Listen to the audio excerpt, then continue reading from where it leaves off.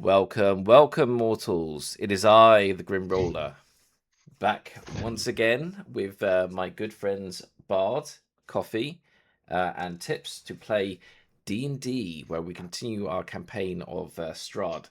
Last time we had Bard give a brilliant recap of everything that's happened. And if anyone wants to look at that, you can just simply look at my old videos. You can find the previous video where he went through everything that's happened before we started recording this campaign. But for now, I will ask Bard to recant us on what happened just in the last episode as we step back into Death House. Okay, haven't opened up my notes quite yet, but off of my memory, we fought and defeated Pyramid Head, along with an enchanted broom that was at the top of the house. We then found, or we ran into this like banshee that had previously tried to sort of succubus Nina's face off. And we sort of found that she was sort of wailing because she was the maid in the house, and her son, presumably, by a bastard son of the father of the house, had died shortly after birth, and so sort of grief had taken her. We proceeded to go up to the attic, where we found a room with the two children, well, the corpses actually, who proceeded to try to what's the word? Take over. To possess. Thank you. To possess Nina and Loon. They successfully possessed Nina. The girl did, and sort of part of her personality sort of impregnated Nina. Yes, made a bit more your bossy choice than of normal. words so far, I'm sorry. Succubus and now impregnated. Just to let everyone know outside, Bard is a new dad once again. I reckon he's probably had... How much sleep you had this week? 1-2 hours? Not very much. But I'm fine, I promise. I suspect as much. We eventually decided to sort of put the children to rest. We took a secret elevator down to the basement, where we found several rooms with coffins. I believe we did put down the bones of the children, did we not? You did. You laid the children to rest, and their spirits were able to move on as far as any spirit can move on in the land of Barovia. And we've then sort of encountered other sort of various baddies and demons of sorts around the basement. I guess we're trying to get out. That's it. But we heard some chanting, perhaps? You did. You heard some weird chanting coming from down the hallway. This place seems to be very spooky, and you found a lot of things. You found inside of the coffins that should be for the Durst parents. You found a bunch of adventurers' rotting bodies, like long dead bodies of other adventurers who have somehow ended up in this basement and had a pretty horrible fate happen to them. And you fought a few kind of strange beasts down there, which led to yourself, Bard, with your character Floki, to turn into a giant wolf to deal with them. And so far you've been extremely lucky to survive as far as you have. This is a pretty dangerous place. But that is a great recap. So yes, you'd managed to put the spirits of the children to rest. But you continued heading south. And as you did, as poor Loon stepped around a corner, he didn't notice that those bumps in the ground were anything other than piles of dirt. But instead, hands burst out of the ground, and up rose the bodies of some undead ghouls that now surround you. And so this leads us to this new location here in the map. I can actually just switch to show viewers at home what you can see. So I don't think Nina can see anything at the moment, being in the back of the queue, that is coming to have a little taste, just a little bite of your precious flesh. But poor Floki and Loon are stuck in between these monsters. And with that, I would like you all to roll initiative. So to make sure you roll initiative correctly, please select your character and then roll initiative in D&D Beyond, and it should pop up, hopefully with the same numbers this time in the channel. No, random numbers, but we'll just Random use numbers. whatever Thanks, pops up on Roll20. Thanks, D&D Beyond. I think the big part of this is D&D Beyond are changing a lot about their system, and the plugin that connects them, it's not quite picking up the same numbers, but it doesn't seem broken. It's just making its own decisions on exactly what's going to happen. So I'm going to open up and get my character sheet for these creatures. I'm going to have all of them attack on the same turn, which is going to be fun. And we'll just go ahead and hit initiative. So they get a 9. So we've got Loon, we've got the dire wolf controlled by Floki, and so we just need Nina to click on her character and roll. I had opened it and then it was not there anymore. Sounds like D&D Beyond at the moment. Yes, D&D Beyond, where you can spend half an hour to roll a simple ability check. Yes, if need to. Do you have any dice at home? Coffee? I don't know, but it's the come through now. easiest way can be, if not on the left of Roll20, there's like a little dice icon, and then you can just roll them from there. Yeah, I thought, I was looking for that, but it's come through for me now on Roll20. It has, Yeah. it has. And you rolled very well. You got a 21. That's pretty good for initiative. So you guys have all rolled much better than the ghouls. So luck might be on your side again. The dice might be with you. As we now switch the audio over to combat music, and you begin your fight against the ghouls. So first, Nina, if you could decide what you want to do, you can support your friends, or you can even step over and climb probably onto the back of Floki and have a look around yourself just to see what the situation is. Yeah, I think I will kindly ask Floki to let me climb aboard. Of course. To get a better vantage. Lower my back haunches for you And to try with my crossbow. Yeah. See if I can't hit that nearest zombie.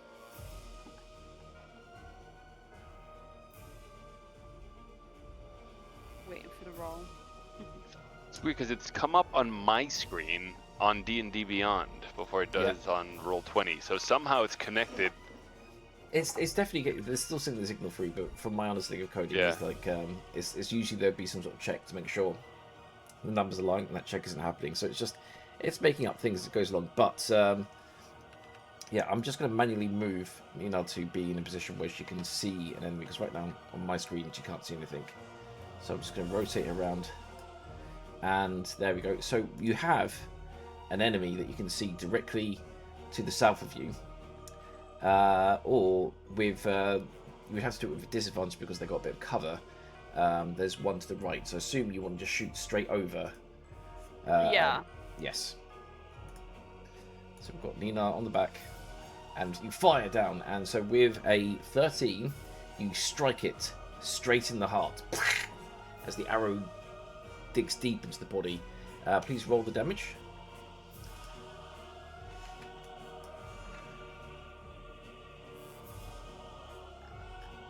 Yeah, good picture there. Yeah, that's what. They didn't mean to do that. Sorry. That's fine. It's interesting to see what Floki looks like.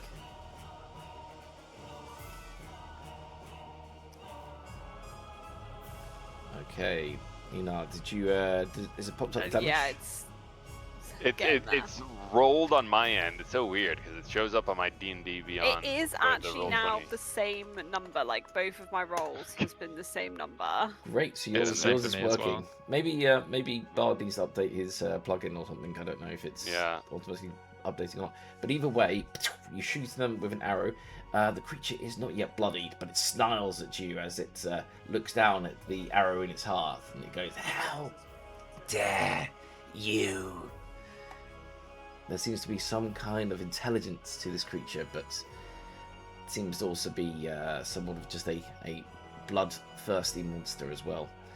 But that, unless you want to move anywhere else or do any bonus action, that will be your go, Nina.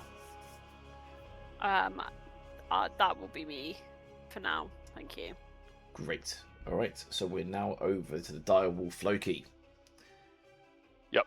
So I am gonna try to get towards Loon, who I see sort of completely surrounded by zombies. I'm gonna try to clear away so that they can, backtrack if they need to.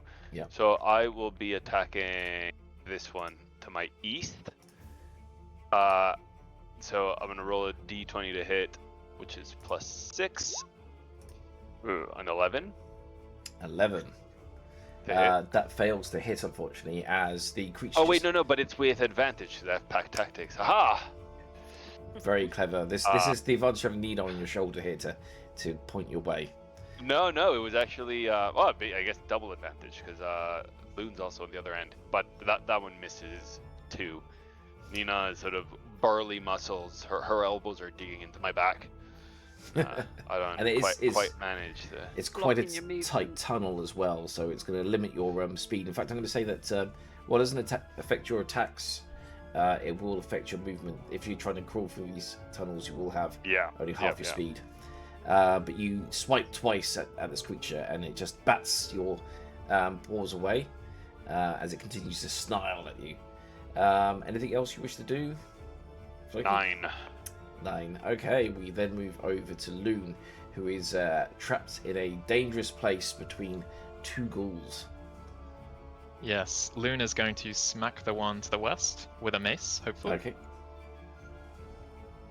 Does a 9 hit? A 9 does not hit, unfortunately. As you swing over in the darkness, you unfortunately miss him completely. As the creature begins to snarl at you now, turning its attention to you. So I'm just going to flip him. I'm going to use my last first level spell slot to cast Sanctuary on myself, if I can do that. Let's have a look. What? How long does it says take? a creature within range. I'm not sure if that's... Yeah, that could be you. Yeah. Okay, brilliant. Great. Let me just have a quick look at what Sentry does for you. Sentry. There we go. So, you ward a creature within range till the spell ends. Any creature who targets that ward creature with an attack roll or damage spell must succeed on Wisdom saving throw of 14. Otherwise, they have to turn their attention to something else. Very wise to do in such a dangerous situation. And I believe you only have 19 health. Is that correct? Yeah, that's correct. So I'll just update your thing here. You don't have any bonus health at the moment, do you? Nope, that's all been used. Okay, we're just going to turn that to 0. Yes, so that is all the heroes go. They're in a real sticky place here. As we then move over to the ghoul's turn. So first of all, we're going to go with this ghoul down here, just because he's going to have to roll to try and hit Loon. He can't really get to anyone else. So he's going to try and do a wisdom check. Let me just see which was, again, it was wisdom 14 saving throw. See if he can avoid it. He gets a 2. Hell yeah. And with that, he can't quite get to you. The holy light gliding off your skin is just too much for him. His hands burn a little bit, and he takes a step back out, which means you get an opportunity attack on him. Oh, nice. Mace again. Yes, please roll. Ooh, this is going to hit. 21 to hit. 21 hits. Give me the damage. That is 5 damage. 5 Thank damage. You. So you get a whack this time as he tries to retreat away. Then we're going to move over to the second one that's got your attention after you tried to attack him. And he's also going to try for a wisdom save throw. He gets a 12, which, whilst being higher, is still a failure. So he can't attack Loon. So he's going to have to switch. And he's going to attack Nina instead. So he's going to turn around. He's going to flip him horizontally. And he's going to go for an attack on Nina. And he's going to try and go for So he can take 2 bite attacks. Who's going to go for his first bite attack? Does a 9 hit?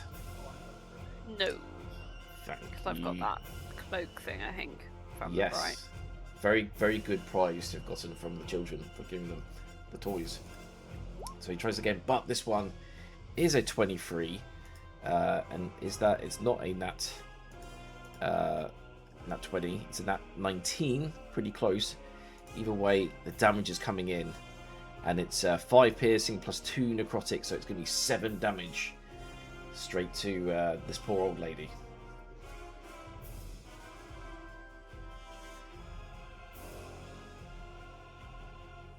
I should have lost my... Well, luckily, I'm going to say for the Sanctuary's sake that both attacks happened at the same time, so really the opportunity attack didn't happen until after they missed you. So that is fine, Loon. But yes, have you done the damage there, Nina? I will when it loads. It loads. I'll keep a log of it on. Because you Roll20. can't change it from your end. I can on change it D&D. on my Roll20, so I've got Roll20 here, and I can see it there. Oh, yeah. I'll do it So- on my end when it loads. Yeah. In fact, do you have any bonus health? I don't think you had any bonus health, did you? So I'm gonna remove No, that. I just healed back up to my normal full. Yeah, I think that all went away. Okay, so you're down to 14 health. You took a big hit there. As we move over to the only injured ghoul so far, he's going to take a bite attack at this dog. So first attack is a 23. Hits. Damage. It does 5 damage to the direwolf. And then he's going to go for his second bite attack, which is a 15. Does a 15 hit? No. Very good. So he went in for 2 wild bite attacks, but only the first one hit. So let's just take off some help from you. There we go. I did already. Are you gonna? Oh, yeah, sorry, yes. I'll leave you to it. All good. Yeah, there you go. And then the second one rushes in as well from the other side, and he's also going to attack you. But this one, because he's running at you, he's going to go for a claw attack with a 21, which hits. And he's going to do 3 slashing damage to you. And with that, the ghoul's turn is over. So you guys are in a lot of trouble now. This might be our first death in the group, if things go the way I plan. But how can you stop it? It's now over to Nina, who's the only one who's done any damage so far, to strike again. Yeah, I will aim my crossbow at the one nearest me to the This one? south, was it? It was like Yeah, the best view. directly south. You got a good shot right there. So hopefully I can get steady aim while I'm on Floki's back. Which I apparently have, according to Yeah, 20. that one. So I get a good aim and fire the crossbow straight in the, I don't know, shoulder. So this one digs into his shoulder, and you can see black blood pouring out from the wound as he takes 7 damage. He's officially bloody. He's in fact close to death. His right arm just slops off and onto the ground with a gooey thud.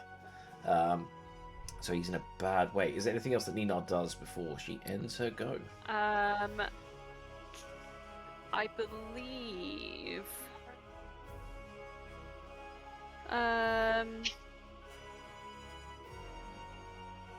No, not this time. Fair enough. It is now over to the direwolf. Can he take down one of these filthy, disgusting ghasts? Or ghouls, actually. These are ghouls. Yes. So, well, 2 things. One, given I'm starting to like sense check, and it feels like we are in quite the predicament. Do we have any, like, down any of the tunnels, sort of any sensory information, any sound? Is wind rushing through any of the tunnels that might sort of suggest a potential exit? Do we hear anything beyond in any direction? Yes, so I would like you to roll a perception check just to see how well you can detect things. Wow, that's a nat 20 there. A nat 20 perception. With a nat 20, I'm going to tell you a few things. First of all, you can hear that there are 4 of these ghouls around you, which I think you've seen so far. You can tell to your east that there's the sound of dripping water. It sounds like the drips are dropping quite deeper down below. Maybe there's a tunnel further down to the depths to your east. You can also hear some kind of like hollow dripping to your west. So there must be like maybe another tunnel there, either up or down to your west. To the east. So there's one definitely going downhill to the east. So the east, sorry, I'm getting mixed up. To the west. The west, there's definitely a tunnel down. To the east, there is either a tunnel up or down. You can also hear the wind whistling from the staircase that you came from all the way back north. And so those are the sounds you hear of various ways. But you also hear sounds in the walls as well. It sounds like creatures or things in the walls. In fact, you can hear very far distance, because you've got nat 20 there, very far to the north. You hear the sound of scratching and the sound of "Let me out! Please help me! Let me out!" Well, I'm not letting whoever's saying that out. The whisper doesn't sound. The whisper sounds strange. It sounds kind of mechanical almost, but it doesn't sound evil. It's just echoey and distant down the hallway. Okay. But you got a good idea that there are various tunnels around you, but right now you're kind of stuck in the thick of it. Okay, but no sort of obvious escape nearby. No, unfortunately, it's a bit of a maze down there. Well, I'm gonna first of all, which I should have done before. I need to read my enchanted item description a little bit better. Yeah. My Eldritch Claw tattoo. I've been using the +1 it gives me to like attack and damage, but I'm gonna be using the Eldritch Maul, which as a bonus action, I empower this tattoo as it sort of like almost appears like a glowing ember on the wolf's arm. Yeah. It means that my range increases to 15 feet, but importantly, it gives me an extra 1d6 force damage as a result. Ooh, yes. So I'm gonna attack the guy to the south.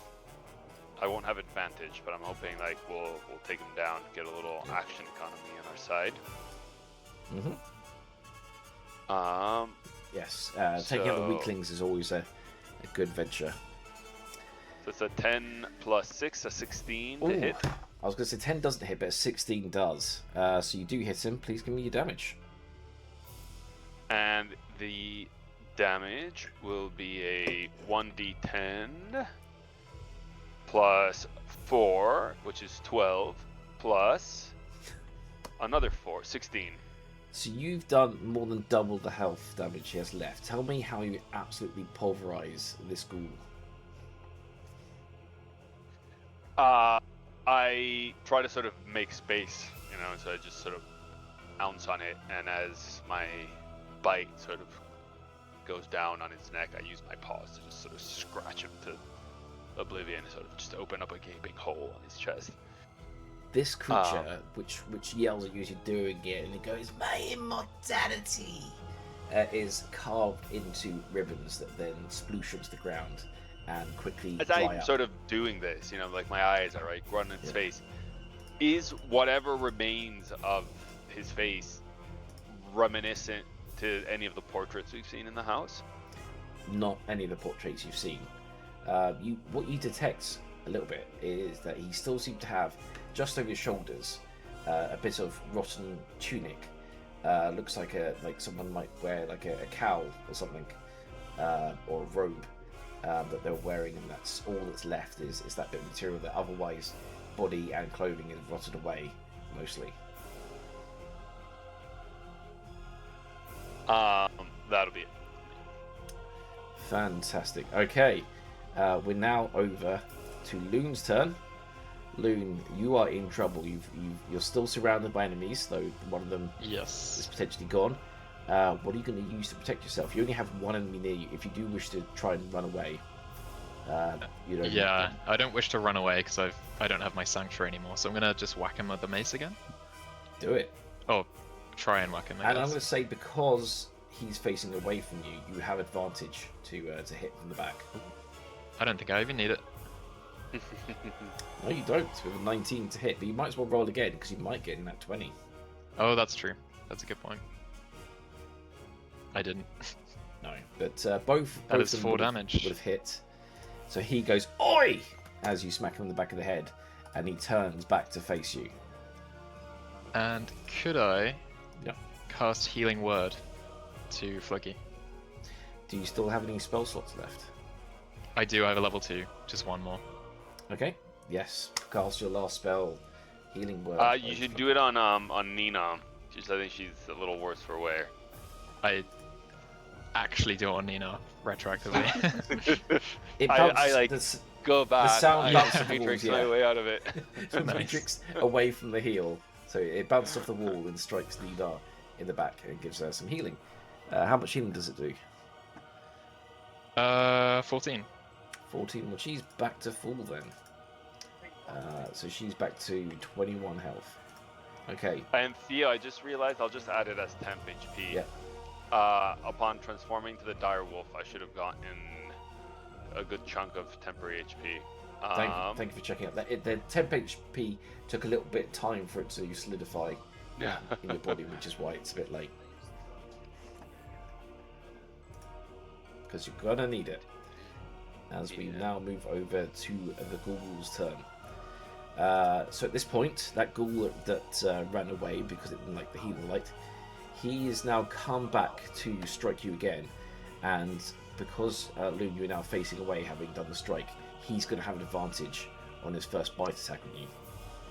So I'm going to make it a claw attack instead. He's going to have advantage of the claw attack. So Oh my god. he definitely hits.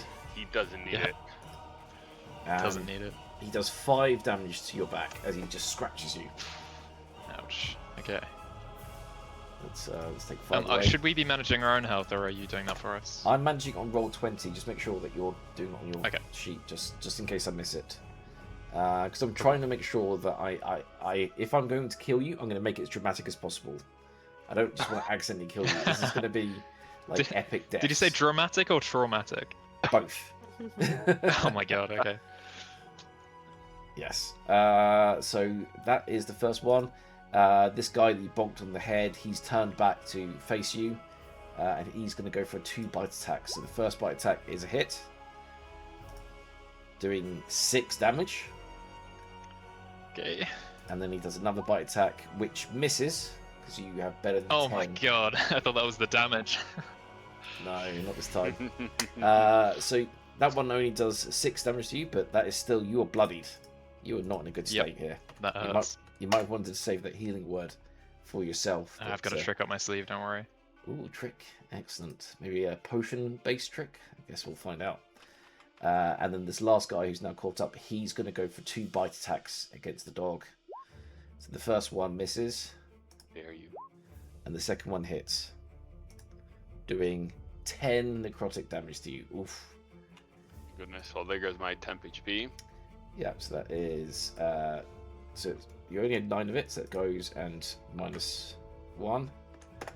So you're still good. You've got 21 health. Otherwise, they're just constantly just crowding in. You know, saying over and again, kill the usurpers, kill the adventurers. And we wrap around to Nina's turn, who's now fully healed. I was going to try and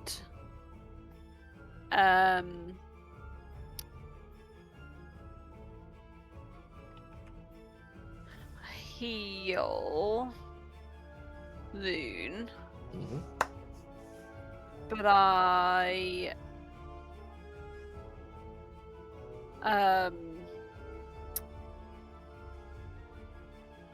yeah, I forgot where it was, to be honest. Cure wounds, that's what I'm doing. Cure wounds. Cure wounds requires you to be next to them. You can't do it from a distance. I will move first. Okay, try and I'll move. hop off the Can you? I have to go past one, don't I? Yes, you would. and it would stop you from getting across. In fact, this one's blocking your way. Even if I'm like sneaky enough to get past. I'll let you roll an acrobatics check with disadvantage to see if you can shimmy over the top of this thing.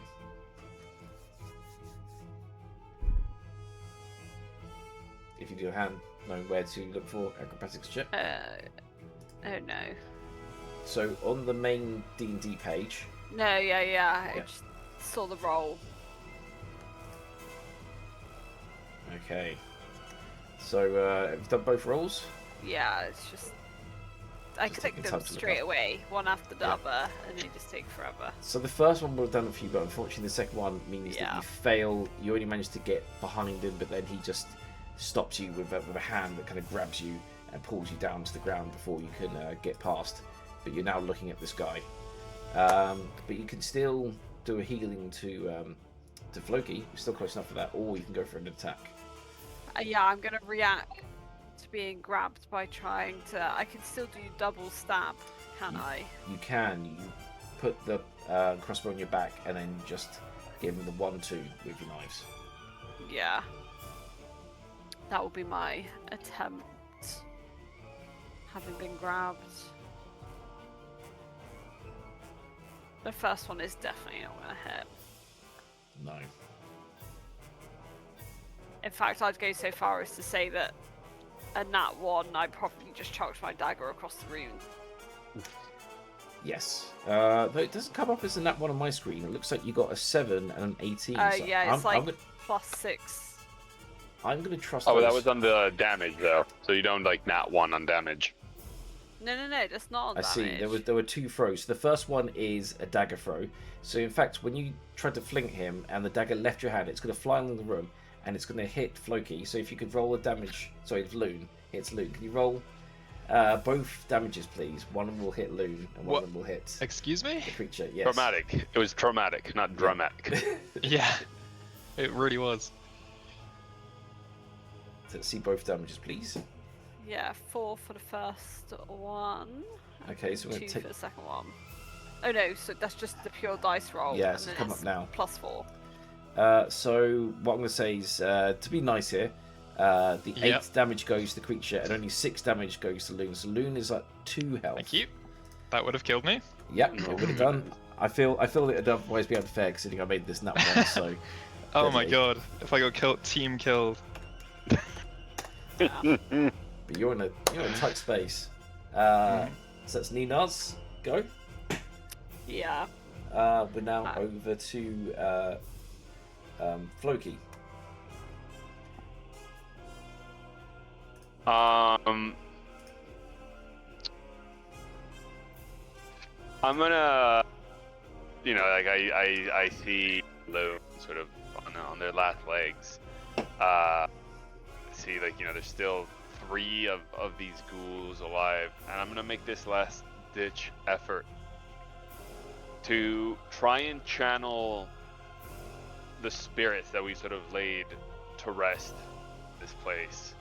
And I let out this sort of sad, worried howl that just reverberates throughout the entirety. Nice. The entirety of these tunnels. It seems to be coming from every direction as these tunnels sort of snake. And this is sort of my plea. My plea to sort of the spirits of this place that we've sort of tried to protect. But as soon as I finish that howl, I try to get to Loon and attack this guy in between us. So I'm going to first ask you to do one thing. With that howl you made, and the howl, you can tell the sorrowfulness of it. I want you to make a survival check. Did your howl reach the ears of something that could help you, or did it reach something that could hurt you? A survival. 23. 23. With this howl, you hear a distant voice going, "I'm coming!" As something thunk far in the distance. And you now hear, boom, boom, boom, boom, boom, boom. Something is running at high speed. Let's see, it's 5, 10, 15, 20, 25, 30. Yeah, so something is coming, but you don't know what it is yet. Now, yes. Do your main moves. Okay. A 3, but I have advantage. 7 plus 6. I think that might have missed before. So a 13 to hit. Just hits. I assume you hit the one to the right. Yes. Yeah. I am. And so I roll a 6 plus. Direwolf, here he is. A 6 plus 4, which is a 10, plus a 5, 15. 15 damage in all. Yeah. You're absolute powerhouse. Tell me how you kill this horrible monster to the side of you. I actually am just like dashing towards Loon, and this monster is just sort of stuck between me and the wall, and it just sort of like scrapes, so it sort of rolls out almost like a thing of toothpaste against the wall. As I make it past, half of it is sort of on my fur, the other half is just sort of flattened against the wall. Make it over. Are you going to completely get on top of Loon, or are you just going to get to the next to him? I will sort of get over Loon and try to like protect them. Use your body as a shield. So I understand. Yeah, exactly. So they're underneath me, and I'll actually go down exactly there. So with that, this guy dies as he's literally smashed through the wall. I'm going to push him out. Where's the symbol for death? Yeah, here we go. And he just bursts through this this dirt and a poor brick-made wall behind you as the body's pushed out and then splattered to the ground. And now you're using your body to cover Loon. I just menacingly growl at that last one. Sort of, this is what we do to your kind. And it's just like, you Saba. It says, and it's like guttural voice, and so I'm going to turn you around. I'm going to flip you to looking at it. Yes, and now we're over to Loon. Loon, what can you do to help yourself or hurt this creature? Yes. One rules question. One of my attacks is each undead of your choice within 30 feet. Do I have to have line of sight for that 30 feet? Let's have a look. So what is the spell? Not if it doesn't say so. It would say, like, it has to be a creature you see if you need line of sight. Yeah, I think it might not be line of sight then. Yeah. Which spell are you looking at? So I can just have a read of it. I've put it in roll Roll20. Okay, just having a look on your sheet. Turn undead. All right, let me just read up the sheet because it's easy for me. So it looks like you've used up all your slots. This is channel divinity. It's different, I think. Channel divinity, excellent. So, turn undead. You present your holy symbol, which is the new cross that you have. Undead, each undead creature of choice within 30 feet of you, so it's any creature, it could be through a wall, must do a DC 13 Wisdom saving throw. If the creature fails its save, it has the frightened condition and it's incapacitated for 1 minute, and tries to move away from you. It ends early if you do hurt it or you're incapacitated or die. So let's see, 30 feet. Let's see if it also gets this guy. Yes, it does. So it's both of them. You managed to hit. Fantastic. Cool. Let's see if they get frightened. Yep, so let's go ahead and do one wisdom saving throw on the first one. He fails. And let's do it for the second one. He succeeds. So this one to your far left, he was a bit further away, he succeeds. But this one that's close to you, he's going to be just like, holy light, as he turns around and tries to run away from you diagonally, which gives both you and Floki opportunity attacks. Nice. Let's whack this guy. Yeah. The thing is, it's frightened and incapacitated. Yeah. Doesn't incapacitated mean it's just like... It can't attack or do anything. It's basically like it's so blinded. It does say it has to run away. Okay. description.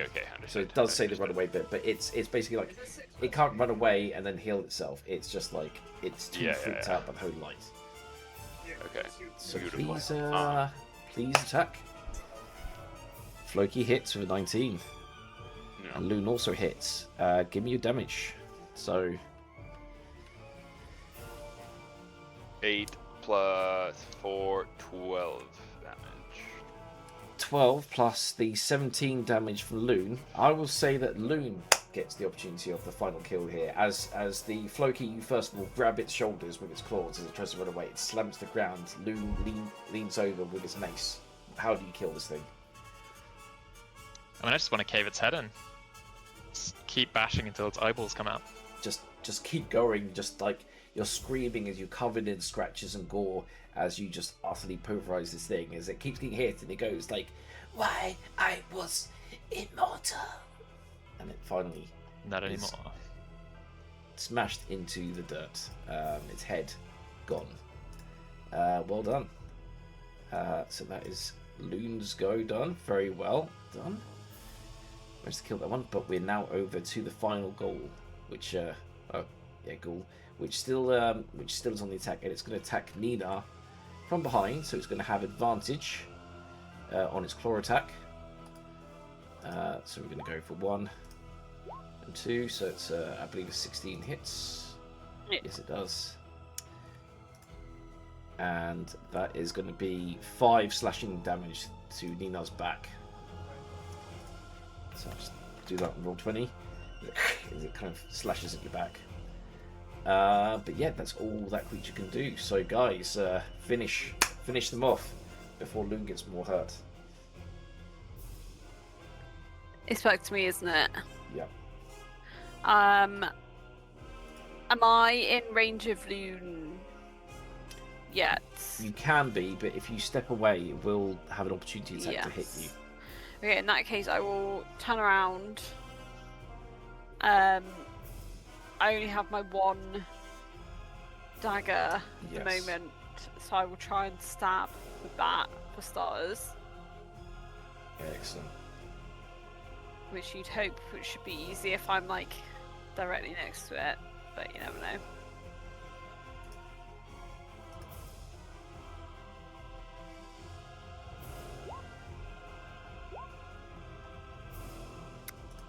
That's a nat 20, right? Nina, yep, that's a nat 20. Very nice. Please do a normal attack and then add the maximum damage you could have done. So which would be, let's see, would be another 8 damage on whatever this is. 5 plus 8, that's 13 damage. It is bloodied. Well done.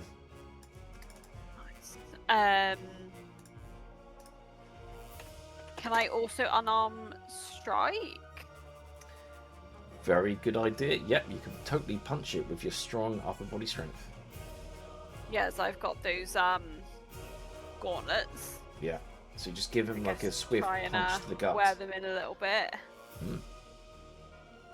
But my granny tendencies got my eyesight a bit off. You punch in, but the thing is, like, its guts are so rotten that your hand just harmlessly passes through it and just ends up on the other side covered in its guts. And you're like, it looks down at you and go, "You've ruined my perfect body." That is Nina's go. Come on, Floki, the finisher, the one who's killed the most today. Let's see you do it. So I just sort of look at him and start this low growl that everyone feels in their chest as I'm sort of like squeezing through this hallway, filling the entirety of it. All it sees is this big head sort of at it, like my body's almost like too squeezed. And I go over Nina and I lick my chops and I just attempt to just like devour it. Excellent, 2 damage. I do 14 plus 6, so 20 to hit. Hits. Which does 12 damage plus 4, 16. My jaws just sort of go underneath it. All that's left is like the 2 ankles on the floor. Yeah, it's gone. And yeah, the creature is pulverized all over the wall. It is officially dead. Well done, well done. And with that, which was also going to happen, your go if it did succeed, you continue to hear the thump, thump, thump as this creature continues running towards you. You probably can't see it, you have to go around the corner to see it, but let's see, 5, 10, 15, 20, 25, 30 is entered the room. You can hear it's entered the room that you just came from. Something Okay, else is there. I'm gonna attempt to block the entrance in case it means harm. Okay, please, so please I move do your go character. up. It's too big for me to move, so you need to move through the walls. That's fine. I'm gonna switch you up so you can see what's going on, and boom, you can probably see the creature now. And I'm gonna let you go in one further. So you come to meet It's one of the the dolls. Yes, and it rushes there. The doll stops in front of you. You notice that it doesn't have hands anymore. Where its hands once were, where its arms once were, have been worn down to spikes as it gets into an attack pose, and it goes, "Get back, foul demon!" Oh, sorry, I should do the voice for it. It's like, "Get back, foul demon! Let me get to the children!"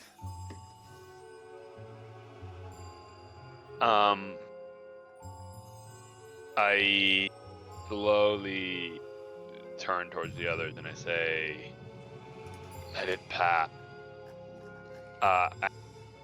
So to go into the room, like, open way for it, and just like observe it pass through. So it goes into here. And Nina, Loon, are you doing anything whilst this creature is walking around among you?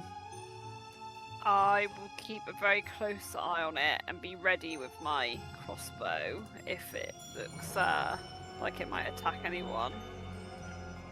The creature eyes the wolf. Sorry, Loon. What were you doing? Yeah, Loon's playing dead. Loon's playing dead because you're very happy. Just fleeing on the ground. Very wise. There's a skill in that in D&D, I believe, for playing dead. As this creature looks warily at this, giant wolf, it kind of steps past and then looks down at the body of one of these creatures that you've killed, and it just goes like, "Filthy, occultist! You deserve to die for what you did to me and my sisters." It then turns back around, and it's going to walk a bit further. It's going to find Nina, and it goes like, You look like adventurers. Tell me, did you rescue the children? Did you find the children?" The children are safe now. "Take me to them. I must bring them back to my master." They don't need moving. They're at peace where they are. "We cannot trust them here. The cultists will use them for their dark rituals. We must protect them and take them now." Where exactly is it you are planning to take them? "Back to Strahd's castle, back to my master, where they'll be safe."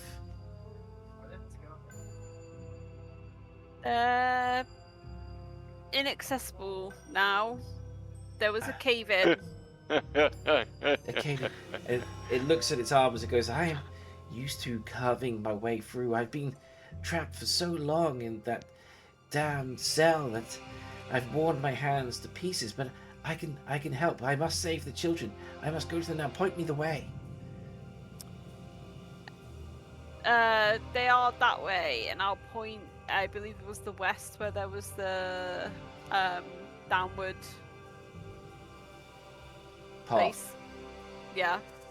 And it goes, "Thank you, and watch out for the cultists. They are quite crafty and they are quite mad." As it moves, and it goes, "Children, wait for me. I'll rescue you. I'll save you." As it kind of moves on down and away down some sort of entrance that you cannot see at this time. But yes, the creature leaves. What is it called? I named it mannequin. So the mannequin has gone down the tunnel further ahead of you.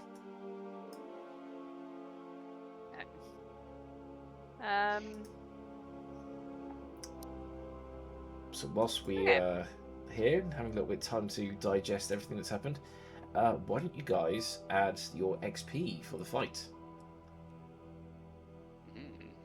So let me just bring up a calculator. Can I try and cure wounds for Loon now? Yes, you may. If we level up, does that mean we like heal up? Like, is that a long rest equivalent, like in a video game? Like da da da da da da ba ba da, and like. Maybe. Let's see what happens after you add 267 XP. You guys level up. Yeah. Excellent. Wait, so how much exactly are we adding? 267. 267. Plenty to spare. Yeah, I'm going to say with that, the sun kind of rushing feeling that this great battle you've just had, this near-death battle, fills you with adrenaline and vigor, and you all have the effect of a long rest. Hey. But with that also, your body clock, your internal body clock says that it's now morning time and wherever you are, even though you're deep underground, you've been searching and fighting for so long, you're going to need to all eat some food, eat one ration each. Inventory. So does that mean spell slots are restored as well then? Yes. Yeah, if you hit the long rest button at the top and click through, it'll sort of clear that whole thing for you. Okay, rations, 1 down. I would have gotten out of my wolf form and back into my Floki form. So I'm gonna take your wolf, I'm gonna push it outside the map, and then I'm going to bring Floki back in. There you are. Sweet. You also have the opportunity, because you already harvested the brick, but you do have the opportunity to harvest these ghouls if you wish to. Yeah. What kind of check does that need? So you'll have to have a look at your tool again, and it will tell you which one it does that for.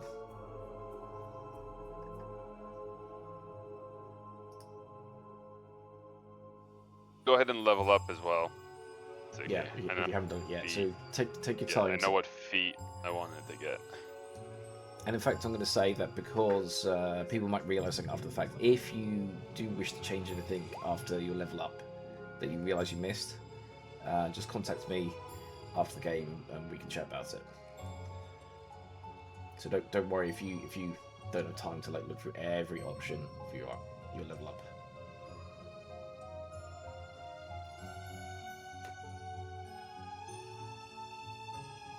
Oh no, I don't have access to it. Why don't I have access to this?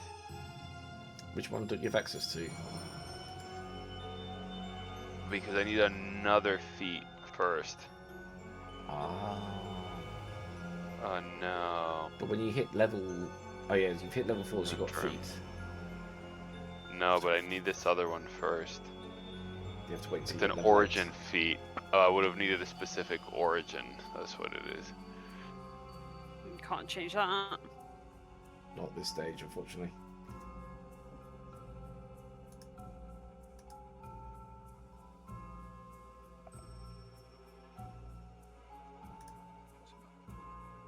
Oh, that's a shame. Okay, then I need a little time to think about what feat I want. Like I said, if you want to pick one now and then revise it later, you're welcome to do so. Okay. How do I know what I get for leveling up? So the easiest way... So you hit the little anvil with the hammer at the top. Do you see that? Top right? Yes. Then you click level, go up to 4, should be at 3, and it should open at level 4. This is the same across sort of all classes. It opens up within class features, the bottommost tab should be sort of blue, I think. It says ability score improvement. Blue if it You asks click to on change it. something. and then you can either click on ability score improvement and increase 2 of your stats by 2 points. So imagine like your Charisma would be stats good. are, but imagine. Yeah, imagine you want to go up with your charisma from like 18 to 20 or whatever your charisma is. You can go up by 2, or you can pick one of the feats from like a very long list of feats, which you probably want to study, sort of on your own time. Yeah. So I'm going to say that. So if you want to just go up 2 points now and make it easy, and then we can chat about what might be a cool thing you can add instead. But going up 2 points is always a good idea.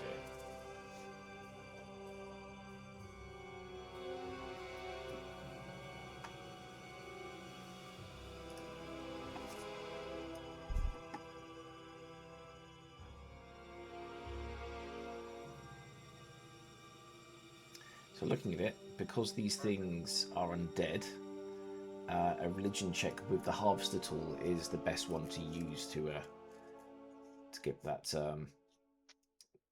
that precious The knick-knack. boy. So Loon would be best to be handled. I don't even have proficiency in religion. What type of cleric are you? I know. I've lost my religion, you see, coming here. That's true. That's I true. do have +4 though. Losing my religion. That's my theme tune, I think. Oh shit. That's a good advantage. We could have a look at that, see if there's any feats that can give you your religion back. Like there probably is one out there that gives you proficiency in things. Worthwhile. But yeah, just so please roll a 1d20 and add +4 to it. The easiest way, Loon, to do this. Oh. Actually, you already done it here. I see. So you rolled an 8. I've done it. Yeah, it was an 8. Alright, so you've done an 8. So the first creature you failed. It's just too smushed. Please try another 3 more times to see if you get any of the other ones. That one you get. Oh yeah. Not 20. bad. And the final time. Is it popping up? Yep, that's all 3 of them. 8, 15, 20. 4. We need 4 of them. Oh, 4, sorry. There's 4 creatures. 13. 13. So you get 2 of them. So I can just let you know right now, Loon, what you get.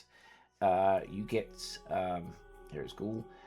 2 Ghoul Claws. Now Ghoul Claws can be crafted into a +1 dagger for 100 gold. But it takes 7 days to do it. So if you went back to the knick-knack shop, to the mercantils, and you gave him 100 gold in a week, he would make you a +1 dagger. 2 +1 daggers for that. So that's pretty good. So just add 2 Ghoul Claws. Got him. And then you also get, so I want you to roll a 1d4.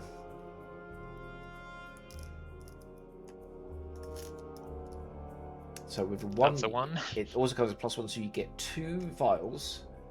If I look at what it's called again. I'm going to copy this over, details in a second. Called Demon Ichor, which when drunk gives you poison resistance for 1 hour. Pretty good. So I'll just copy those into the chat.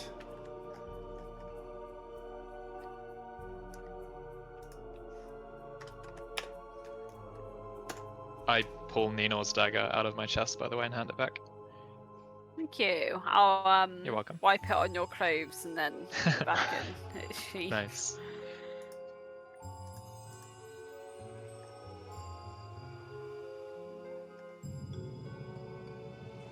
Okay, so those +1 daggers you can make from those claws, that would be a pretty good thing to give to Nina. Yep, I put it in party equipment. Excellent, excellent. Alright, I was going to suggest for you guys should probably have a good long rest after all the fighting, but you have done that now, so I leave it open to you for where you wish to explore next. You know that creature you just met went down a level. You also have still much to explore in this level. So for those daggers, how do I view party equipment? Is that like on Roll20 or?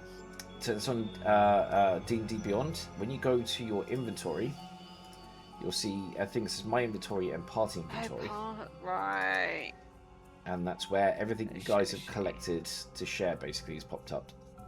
So when you get back to the mercantile, you can sell these things.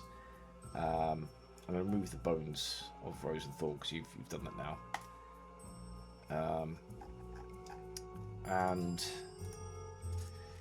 Yeah, so that's where you'll be able to look at your shared gear and look at selling or crafting. And I can take the daggers out of there. But they're not made into daggers yet, but one day you will be able to. When you get back to, right, I understand now. You've got some knickknacks. Some good knickknacks. I see.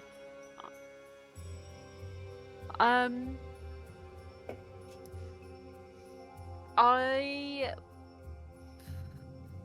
don't know which way I'd rather go. I believe I've now lost. Well, you can see that you're next to Loon, so...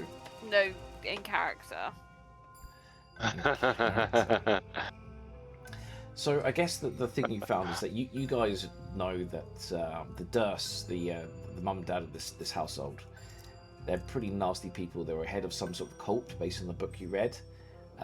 They abandoned their children in the attic to starve to death. There was talk of another third child, which the maid and the butler kind of worked together to try and rescue, so you know that. When looking in the graves of the Durst, you realise that there are adventurers' bodies in there who've been sacrificed.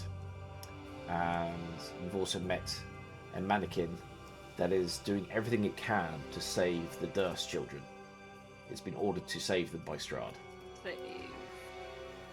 But as far as you know, you haven't found the Dursts. And you found some cultists that seem to have been turned into ghouls, but you haven't really found these dark cultists. So it's more of just like an opportunity for you guys to explore, learn more about the mystery of this house, and ultimately try and find a way to escape, because there's a mist that has surrounded the house that is not letting you leave. Something about this house won't let you leave until you've fulfilled its dark desires. I will be back in 30 seconds. I'm gonna go grab a beer, but I need to go down to the garage for it. Get his thinking cap on. So yeah, do ask me any questions. I can let you know if you need to like do a history roll and you might realise something about this place. But you have a lot to explore. There's a lot more on this level to the south and the north of you right now, and a floor below as well. How was it that I spin myself around again? Because I was trying it earlier and it was... Hold E and the middle mouse scroll. E. Because that makes sense. It makes it easier to kind of get around that way. I was trying R, because R for rotate. Makes sense, but yeah, and I also wish there was like just like a Q and E so you could rotate, but instead it made it this way. Loon? So does that mean there's nothing to the east? There was a path up and down on the east, wasn't there?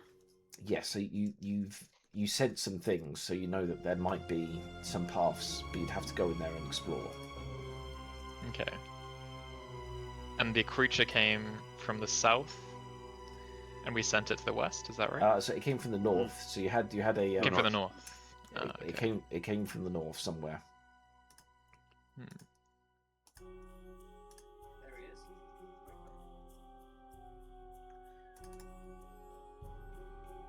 What are we thinking?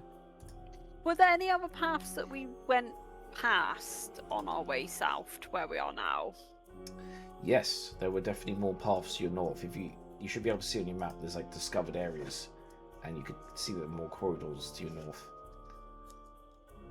I think I just have current vision. There should be. So I've got it set to explore mode is on.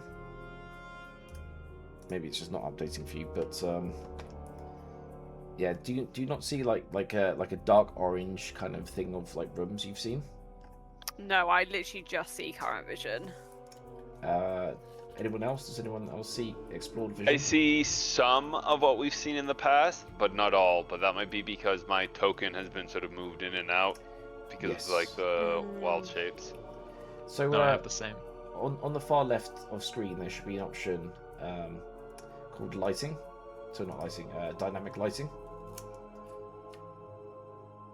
On like the toolbars near the bottom. Do you have dynamic lighting? I think only you see it as the DM. I have said it, but I'll give you some guidance. So you started, if I ping it, if you zoom out a bit, you can see what I'm pinging right now. If that gone away. To the far north. Why is that not pinging? There we go. So that is where you came from. You went directly south. There was a path north of where you popped out, and it goes to the right and goes to the left. So you know from somewhere around there is where that mannequin appeared. You also know there's a path to your left, to your west, that has a stairway that goes down over this way, and that's where the mannequin's gone. You also have a room to your right where there appears to be something in the far corner. Over here, if I focus ping you, there is something over here to explore, and there might be more places to explore once you've looked in there. And that's also where we know there's like an up and a downstairs, right?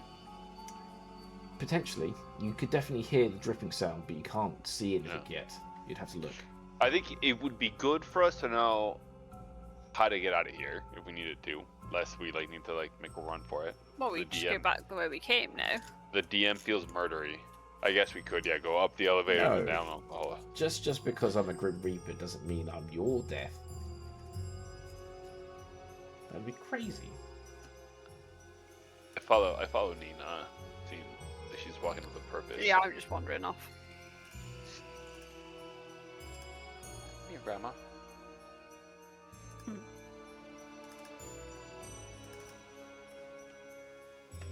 What does Nina see as she enters this room? Not a lot right now. Because you don't have dark vision, do you? Yeah. But you can pull out a torch. And I haven't lit my torch. There's a torch Weak here. race. Weak race. Yeah. How dare you? I should light my torch, really. Do you not see a torch in front of you? I've dropped one in here. Yeah, I now see, maybe... Shit, is that Strahd? A person? No, it's not Strahd. Someone else. It's another creepy See vampire lots man. of bones. So I'm gonna just let you know with your perception check, because you've got pretty high, passive perception, Floki. You do notice that there is a statue, and it does have a striking resemblance to Strahd, but you also realise that it's made mostly out of wood. Burn it down. Is he the statue as the token is, sort of holding a crystal ball and petting a wolf? Exactly that.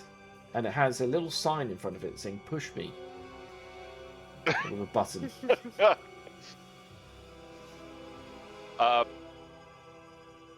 Approach it. It sort of petting the wolf. As you approach it intriguing. and coming into the room, you do notice that there seems to be a lot of dead adventurers who were chained to the walls. A lot of them look like they tried to gnaw off their own arms to escape before dying. Yeah, I mean, I've done that. So yeah, they obviously I'm were sort of... abandoned.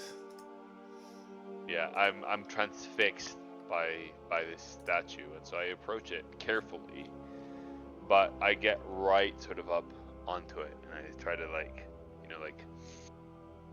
Do you get a little sniff? And sort Give of it. look around. So I sort of investigate the shit out of it, see what it is I can make out. I look at the wolf, whether it looks as a natural wolf, a dire wolf, a werewolf. Is this Strahd? What differences between the Strahd we've met and this one? So I just try to discern as much as possible from Okay. the statue. So the wolf that's by him looks like a regular wolf, but with a very angry face. Someone has very much carved this thing to look very angry for a normal wolf. The Strahd, you see, his he's famous for his very strong chin. He's got a very good, strong chin here, and it's been kind of more chiseled down to more kind of attractive features. It's a very attractive version of him, even though vampires are always very attractive. It's more of a welcoming Strahd with a little bit of kind of evilness to his eyebrows. Sort of like a flattering caricature of Strahd, or does it still look like they're going for realism, just portraying him in the best light possible? I think they're portraying him in a slightly different way. So it's going for realism, though it's carved of wood with some materials kind of dressed on it. It is trying to be a more welcoming, less unnatural, undead version of him. Any visible either mechanisms or joints? Like, does it look like the arms would like swivel or anything like that? Yes, you notice that because the fabric's covering it, the arm joint you can push it up and it kind of eases up a bit, like maybe something mechanical inside will pull the arm up and down. And also the same as for the hand, you could lift up and it flaps down on top of the wolf's head like it could pat it. And there are little kind of groove cuts at the jaw as if the jaw can open and close. Is the crystal ball made of wood, or is it a crystal ball in his hand? It is a glass crystal ball. I'm gonna... It says push me, right? Yeah, on the button. Push him. You push the button, and as you do, there's kind of a winding mechanism inside of it as the hand pats on the wolf, and the wolf goes woof woof, and then the Strahd mouth opens I and nod at closes. this. It begins to move, raising the kind of crystal up and down. It goes, hello, I am Strahd, and I am here to say Durst are my favorite family in the world. So it seems like the sound is coming from the crystal ball, like someone put a spell on the crystal ball with recordings of Strahd's lines that they've rearranged to say very nice things about the Durst family. I reach for the crystal ball and see whether it'll come up. You see that you can unscrew it, like it's got a base that you can unscrew it, and it seems that as you bring it in, like naturally a bit of your kind of internal magical energy goes into it. And every time it does, it triggers the start of the voice lines again. It seems that this thing is just a voice recorder that any kind of energy just sets it off again. So it just keeps going like, hi, I am Strahd, hi, it's Strahd, hi, as you kind of unscrew it. Okay, well, I'm gonna add this to my inventory. So this is a voice recording of Strahd on a crystal ball. Okay, so it's not like re-recordable.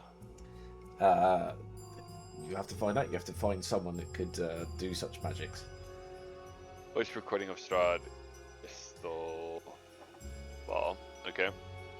And as you detach the crystal ball, defacing this edifice, that triggers the secret trap around it. As boom, several spirits of ghostly cultists rise up and they go, "How dare you deface our lord!" I immediately try to like screw the thing back on.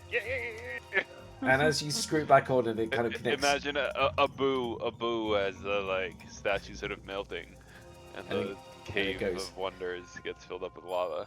Last warning, as they fade back into the darkness. Wonderful. I immediately delete from my backpack. Voice recording by Strahd. Yep. Delete. I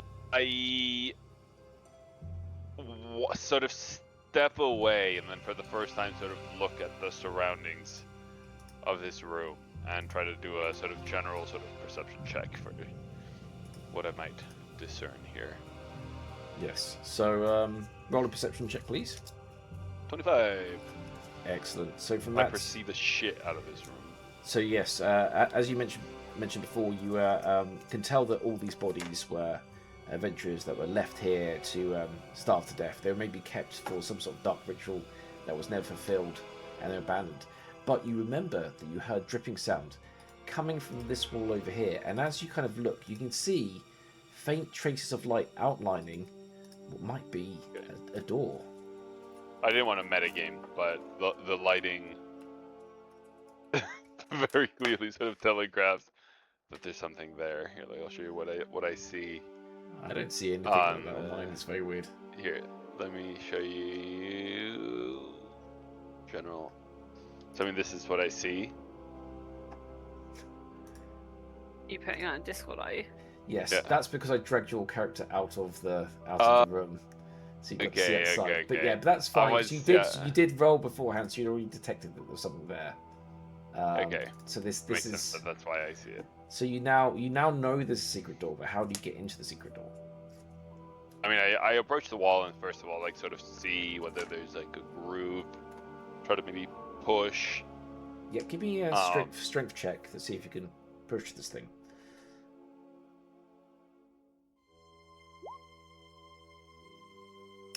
Ooh, yes. You're pushing it. You feel a little bit give, but you're not quite strong enough to open wherever this is. I sort of ask Nina, as I sort of reach to her to grab her and pull her, and my hand tries to wrap around her biceps and doesn't, like, barely makes it. They're like tree trunks. Around like a quarter of the perimeter. And I offer to sort of capital H help and see whether she might. Okay. Nina, if you could roll a strength check just to see if you are strong enough to open With this door. advantage. With advantage. Yeah. Oh, hench I'm feeling today. Oh, and I don't know if I haven't been using this.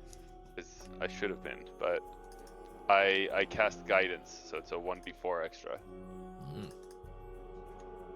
I see Loon's gone over to have a look at the statue. Do you do anything with the statue whilst you're there? Nope. No, thank you. Just having a little look.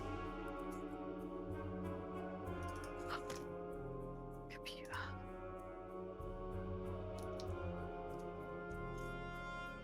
Alright, so I am attempting. I'm going to fast forward. I'm going to say whatever the case, with advantage. You wanted it with advantage? Yes. I'm trying it on Roll20, see if it's faster. But Yeah, I'm going to just say that you did it. You would have been able to do it. So I'm going to check off the secret roll. With a great push and a creak, there you go, you got that 20. You managed to push the door and you realise that the door was covered in mud, like they smeared it with the same mud that the walls are made of. But it was a nailed down door that you've now broken. It's now left an entranceway that leads up. up. Do we think we went further down on the staircase from the attic than just to the ground floor and one below? So like, do we think we're like significantly below ground level? Could you roll an investigation check to kind of think through your memories to see if you believe you're on a different floor?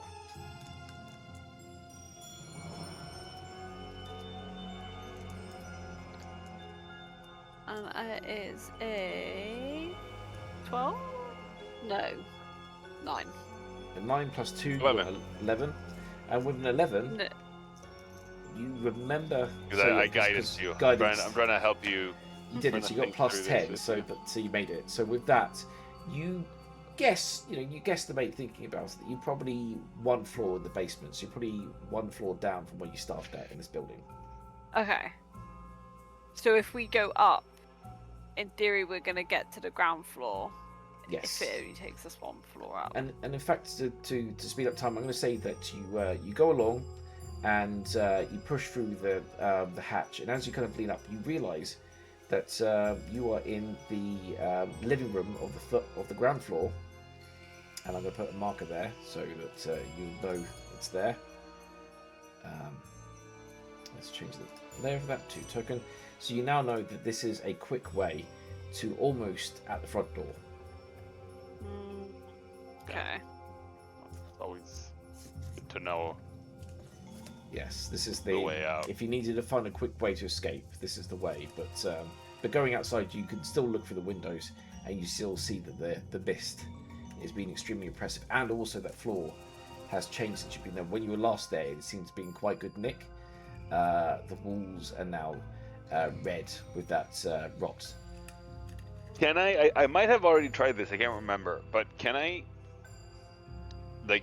try to get a sense of what the heck this rot is? If it's have we triggered its expansion? Is it reacting to us? Is it chasing us? Is it, would I know the origin of this sort of fungus? Everyone could do an Arcana check to see if they can sense what it is.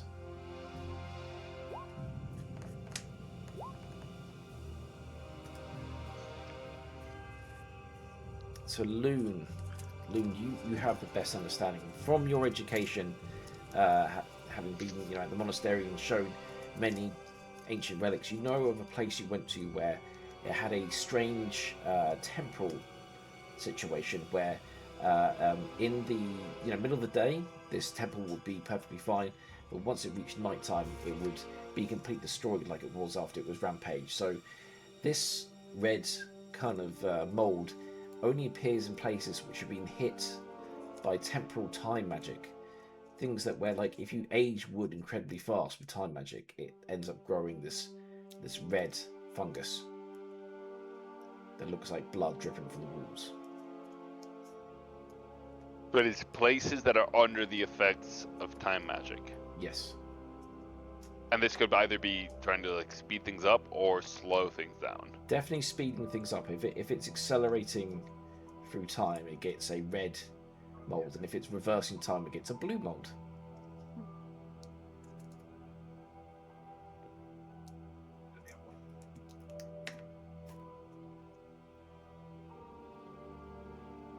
And Loon's the one who knows this, right? Yes. He visited a monastery. He can tell you all about that. That is obviously time mold. The thing, time is speeding up in those locations. Is it dangerous to touch? You wouldn't want to eat it.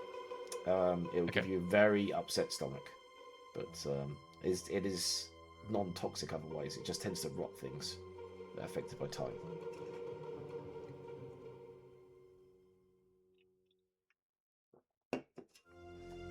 I sense certain hesitance you guys have to continue exploring, and all I can say is you're wise to be,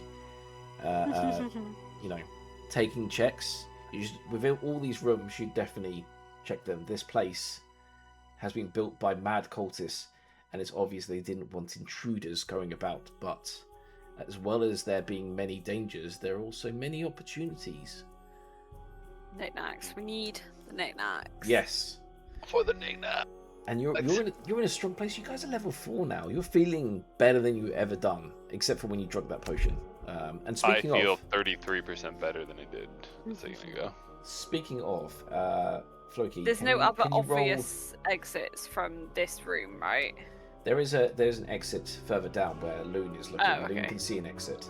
And Floki, I would like you to roll a DC 20 Wisdom saving throw to see if you are still able to avoid the effects of the potion.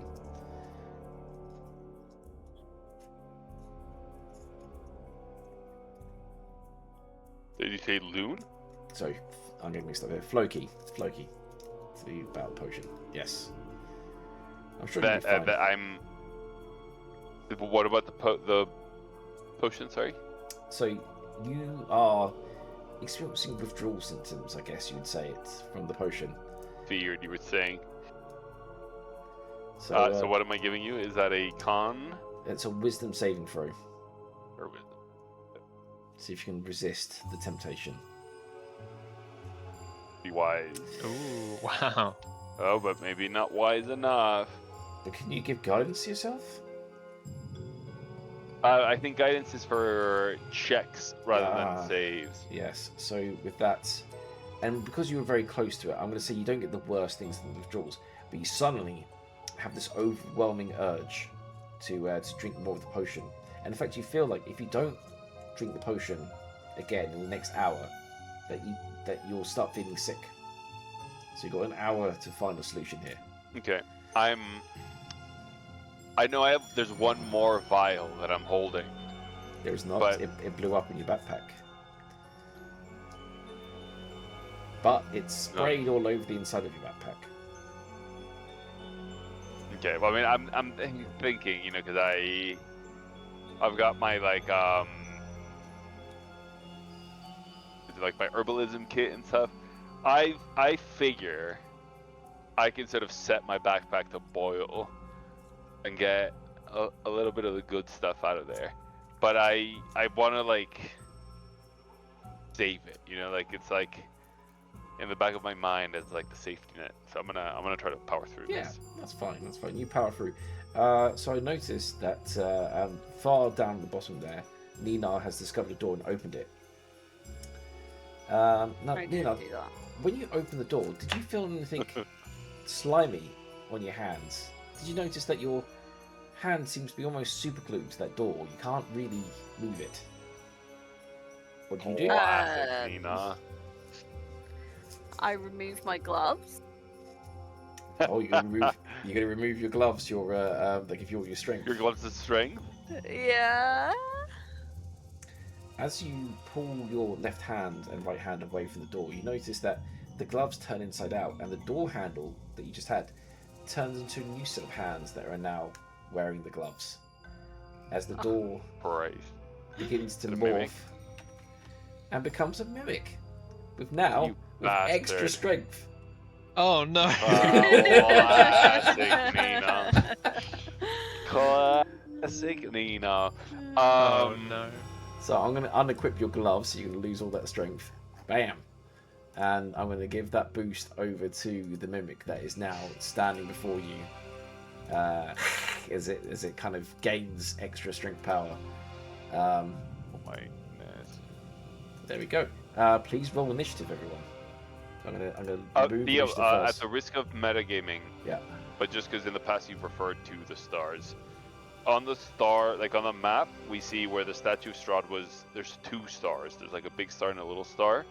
Are we to assume we've sort of explored that to the extent, or should we take the hint that there might be something else on the statue? No, that's everything that's on the statue. That star that's left there is something that's printed onto the map itself to tell you there's a statue there. It's there's more 2 stars. Yeah, one Yes. for the little wolf. Yeah, that's it. There's nothing else there. Yeah, that is there. It's just in the book. It's something to be a clue that this house is connected to Strahd, but you already know that. Okay. You already know there's a connection. But now you have this. So Nina's gone, Floki's gone, and now we'll get this guy to also go. Why are my rolls the only that aren't connected? Because like I got a 4 on Roll20, but a 21. No, sorry, 4 on D&D Beyond, but a 21 on. I reckon that we need to reinstall your mod. I reckon your mod is not working correctly. You think so? Okay, I'll try that. So you've activated the mimic. With that, as it kind of hisses, you hear like as new secret doors in the room ahead open up and new creatures arrive. First of all, this one is called a ghast. This is meant to be for level 1. This is meant to be for level 2 now. 2. But surely there'd normally be more than 3 of us. I mean, no, but no. I got like a level 1 party of 5, but still, it's bonkers. This is why it's Death House. Like we're level 4. We are way stronger than a level 1 character is by now in terms of spell slots, abilities, subclasses, especially because like a lot of this, like all of our subclasses kick in at level 3, so we wouldn't even have subclasses by now. Death House is like just an utter onslaught, as now 2 new creatures have come into the fray. So we're going to add them to the turn order as well.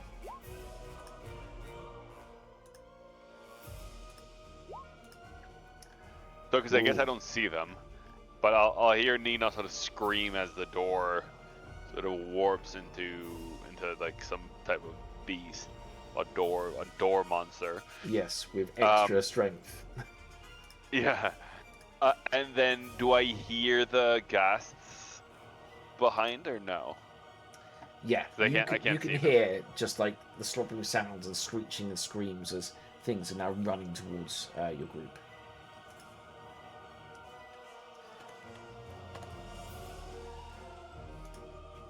There we go.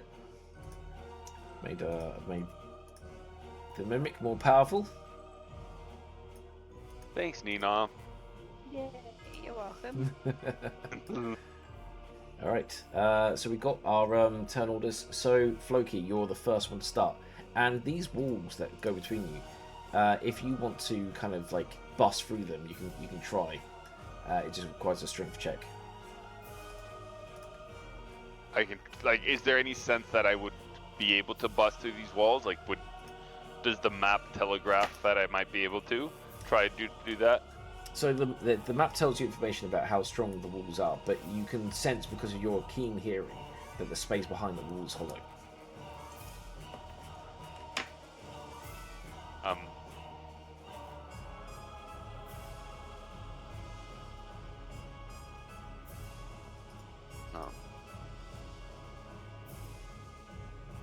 I can prepare some new spells. I won't do that now. I will do that on my off turn.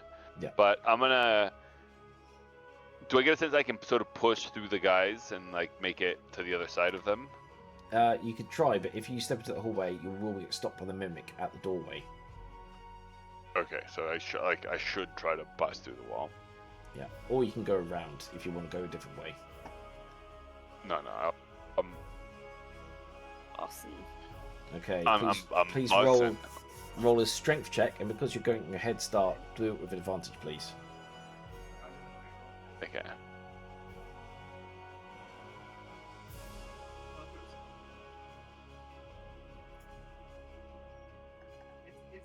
Did that go through? Not yet. Okay, well, I mean, on my end, unless it does go through, it's a 19. If it goes through, we'll take whatever 19, so you just like burst appears on there. straight through this wall. I'm going to say because you surprised them, whichever creature you hit with a physical attack, you get advantage on because you've just busted through a wall. Unarmed strike, is that it? No, you could if you have a weapon on you. Oh, okay, I see. You just bust through like surprise, I'm not- motherfucker, as you just like bust Surprise, through. motherfucker! Okay, do I roll an attack, or do we assume the attack and I just roll damage? So you just get advantage on the attack, so you burst it, and then so you got a creature. You got the mimic down below you. You've got a ghast ahead of you. Okay, it's not coming through for whatever reason. It might be because I'm rolling with advantage, but it's a 14 plus 3, a 17. On which one? I'm gonna do the mimic. Try to open up some space. Excellent. It is that coming through? No, it's so weird. So a 5 plus 1, a 6 damage. 6 damage. Excellent. All right. Getting things in the right order. So you do 6 damage to this guy, and he's as he takes that first hit. As you come in here, and is there anything else you wish to do on your go before we move over to the first of the ghasts? Not yet. Right. So we're now over to the first of the ghasts, which is this one here. And he's going to go ahead and he's going to do a bite attack. And it fails to hit. But he's otherwise just going to remain standing on the table. And he's going to stare at you menacingly. So that's a miss. We're now over to Nina. Yeah, I'm going to just try. I never picked up my other dagger. Yep, you did though. I'm going to say that. Oh, you did. I took it out of my Oh, of chest and course, gave it to yeah, you. you gave it to me. I took it up, you gave it to me. Yeah. So I will endeavour to double stab the mimic, Do it. specifically in its arms to try and get my gauntlets back. I'm like trying to essentially saw off the arms. Okay. So, as you're doing a very specific thing, I'm going to say it's with disadvantage on the first attack. So, please go ahead and roll. So, that's your first attack on the Mimic.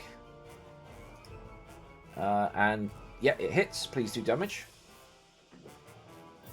I have also tried rolling for the second one. Yeah, I've got... So it's all just going to take Yep, a there we minute to go. come through. So, it looks like you only managed to hit it with one knife attack. But, yeah, you still managed to damage it.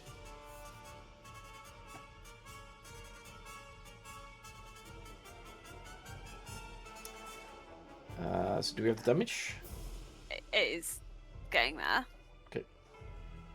6 damage total. 6 damage. There we go. Cool. So you're getting some more damage to it, though this thing looks tough. You've both hit it, but you've barely scratched the surface of its kind of fake wood body. We're now over to Loon. So you're at a bit of range here. What are you going to do to it? You can step past Nina because of your nimbleness and give it a little whack. I can't actually see through the door at the moment, but that doesn't matter for what I'm Well, going the to do. Mimic is the door, right? I see. It's just one I step guess so, bit. yeah. If you step forward That's like true. this, you can now see the Mimic. Oh yeah, got it. Okay, well I'm And also, gonna step back anyway. You should have your light spell out. So I'm gonna say that you throw your rock of light ahead of you. Bam! Now you can see. Oh, it better. perfect. I'll That's shrink it cool. down again. Okay, for my action, I'm going to dodge. Yep. And for my bonus action, I'm going to cast Shield of Faith on Nino. Excellent. So it'd be very defensive. Yeah, I like that. So yeah, so Nino, you get +2 on your AC. So whatever attacks it does to you, it's going to be finding it a lot harder to hit you. So we're now over to the Mimic. The Mimic is going to attack, and let's just get that thing. I'll put the sheet. Right, so what attacks can it do? So it's going to try and grapple you. So that means it needs to do a swing upon attack, which is an 18. What is your AC? Was this on me? Sorry. Yes. My base armor class is 14. +2 brings it 16. So So it still unfortunately, hits. it still manages to hit you. So let's just do the damage. So it's 8 damage. So it bites you and it also causes acid. And now it's caught onto you. It's going to do a bite attack as well, which hits 15. So that is 23 damage in all. What? Yeah. Okay, it's a good job that I gained health when we leveled up, because otherwise I would be dead. Exactly. Jeez. It's because of those gloves, those deadly gloves it's now wearing. It's now able to give you a real whack with all that strength. Yeah, my What a bad. DM. Yeah, but that's that creature done. Then we get over to our next boy, which is... it says it's Floki again, which can't be right.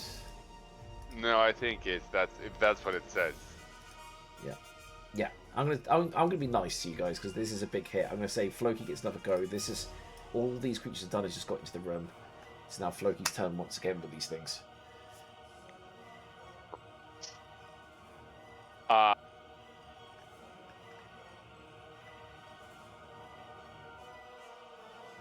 this one hasn't. It's lost its initiative. So a silvery beam of pale light shines down in a 5-foot radius.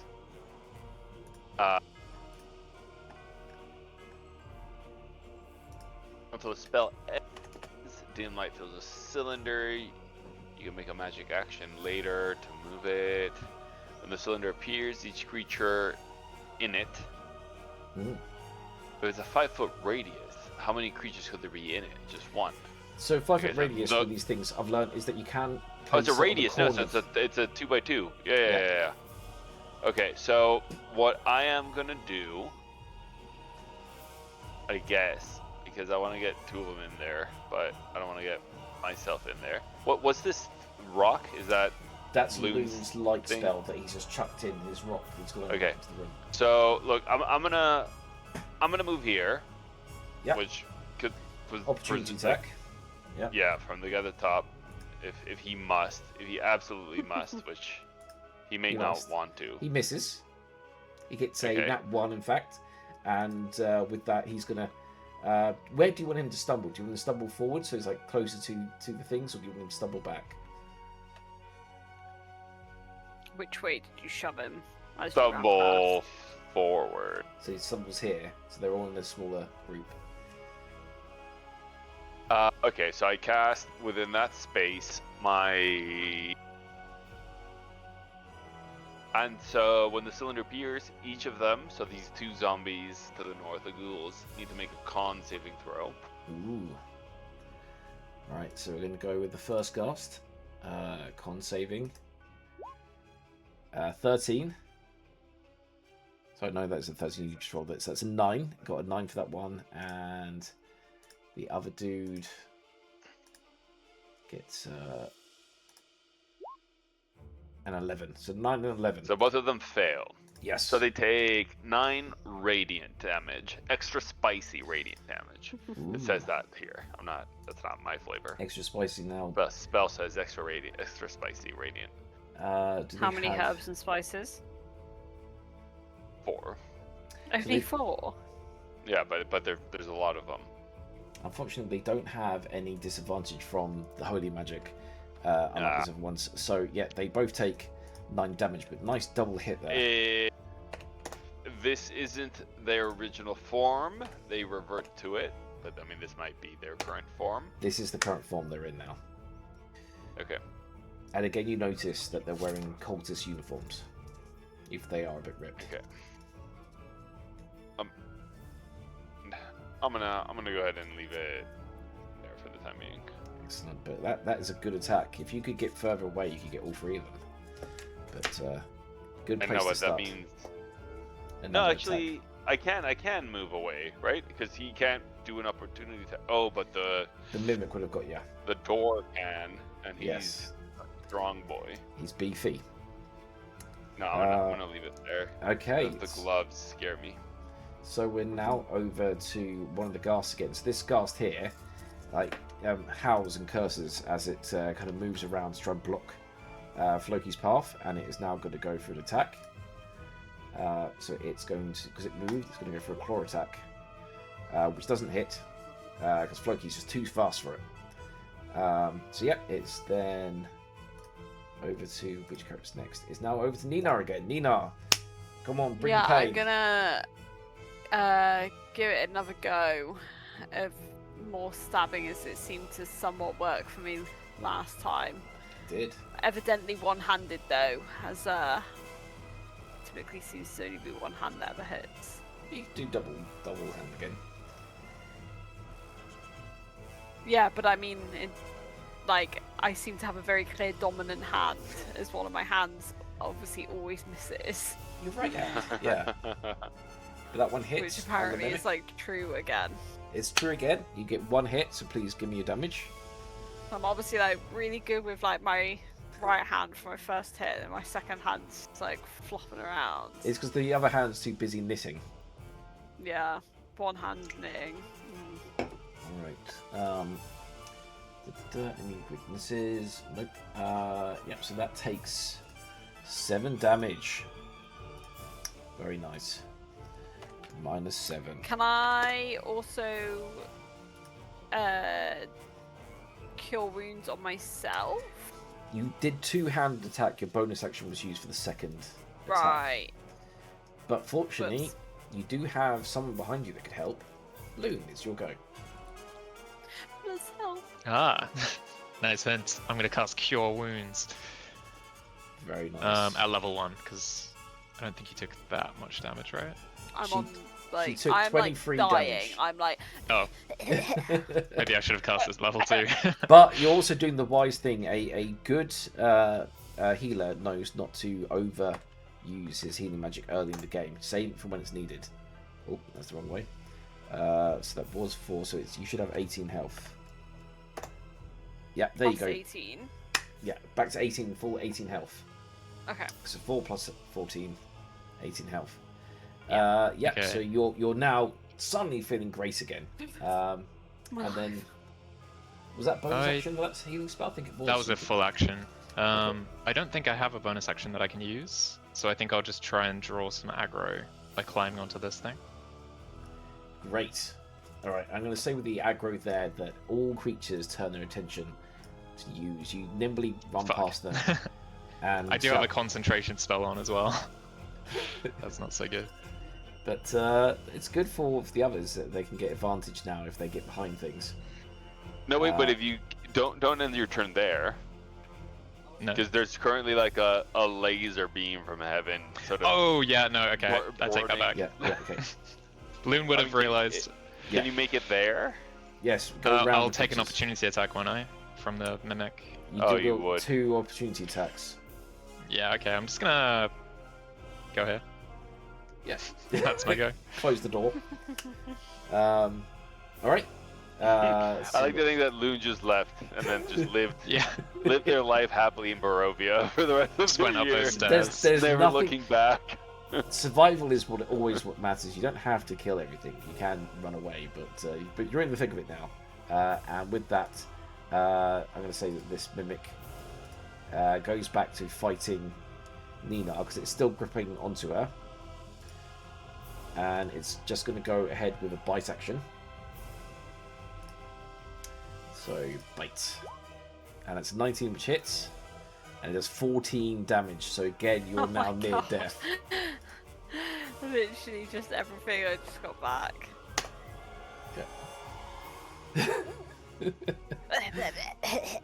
Yeah. Dying again. This mimic is not nice, is it? And then we're over to one of the ghasts now, which is going to go ahead and attack Floki, but it's still burning, so it's going to try to run out of the burning zone. Nino, you get an opportunity attack on it. I will indeed do that. So what is that, an advantage? Oh no, it's just a regular hit. Just a regular. So you can just give it a stab. If it, that's me.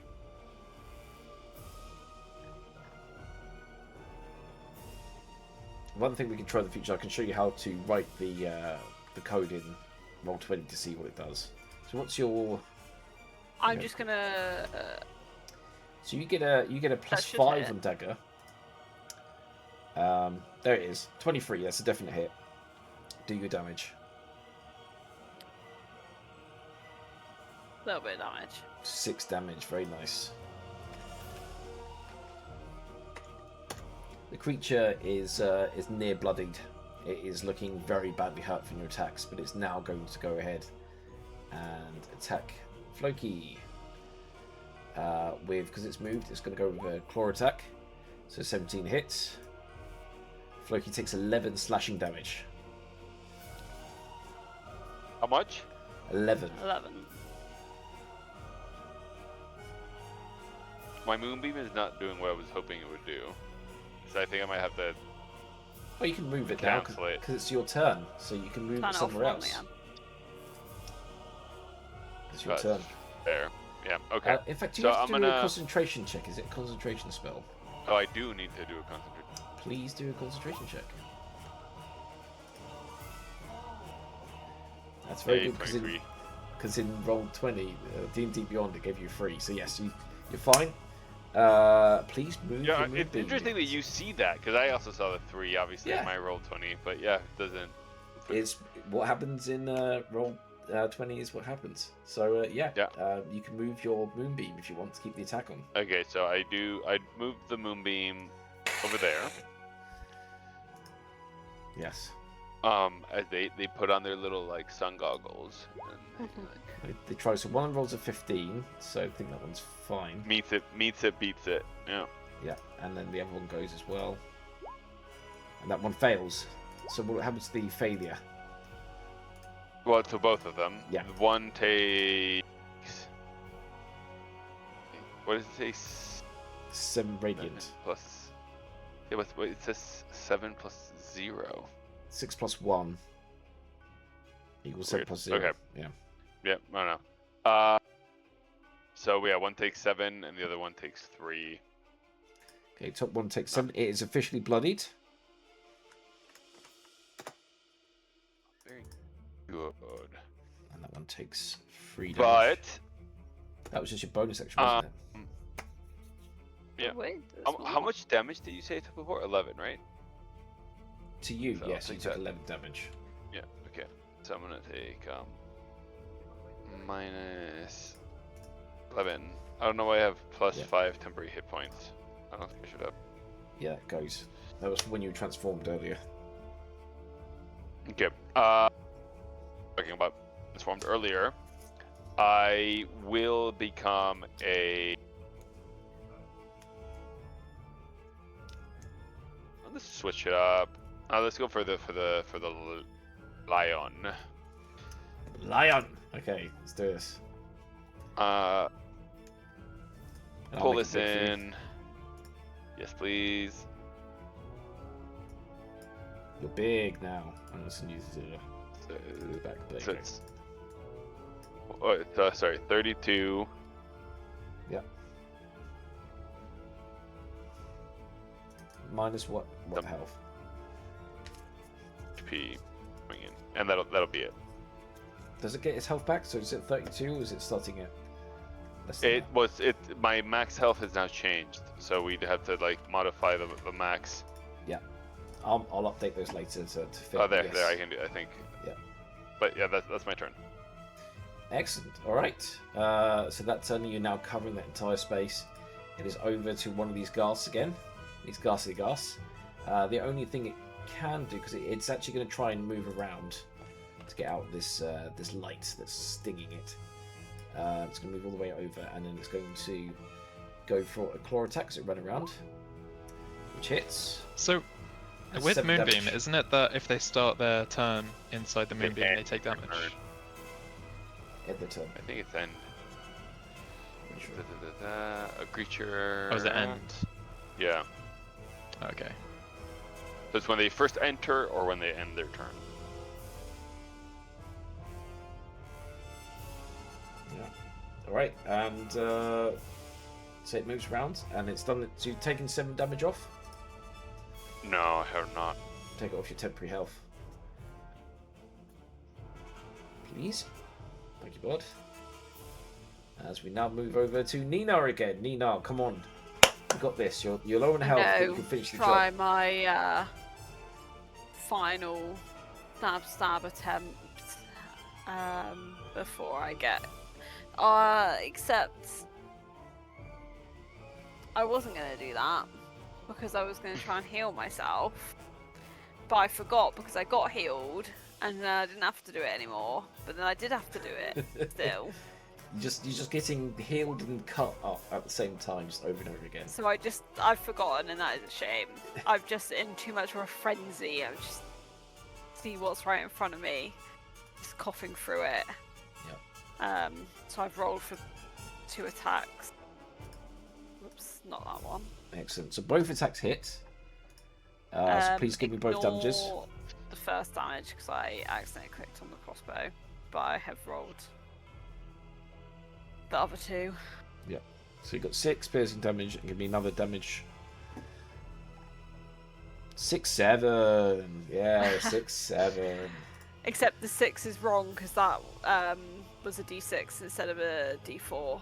So I have rolled 2 d4s. They're just gonna take seconds. It's probably added extra damage on top of it. Okay. There you so go. 2 7 and sevens. 7. So you did even better. Minus 14.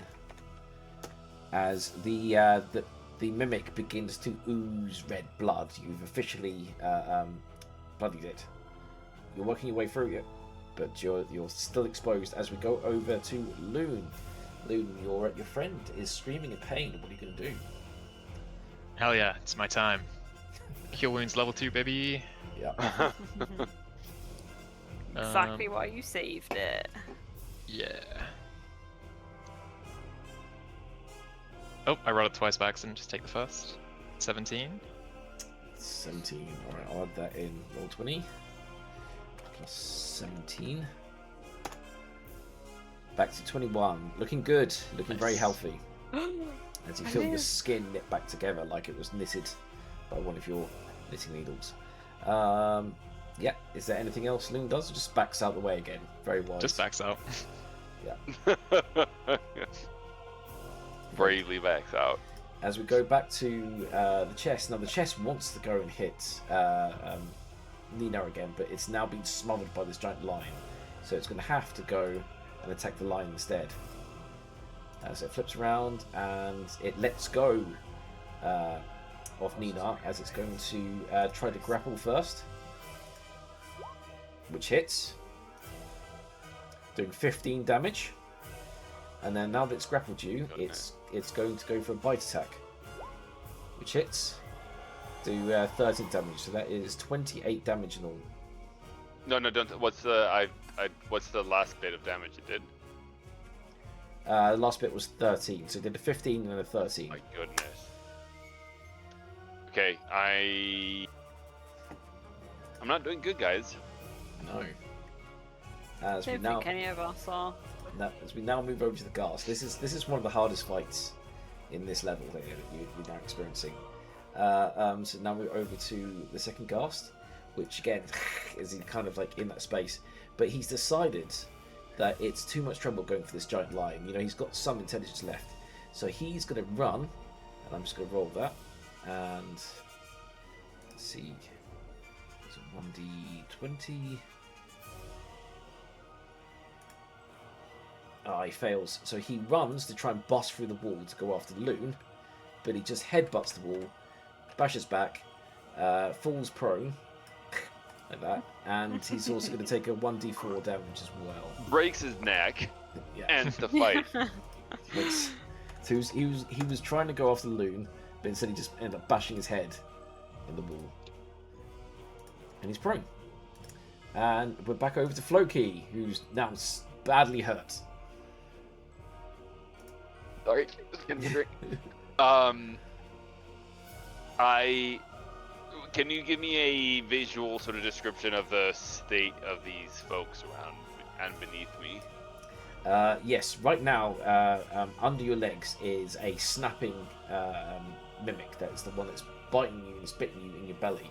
Balls. Yeah, to your balls. And then to your side, you have one ghast that's formed to the floor, and another one that's snarling at you, ready to attack again above in the space above. But how do they look? Do either of them look to be sort of rough?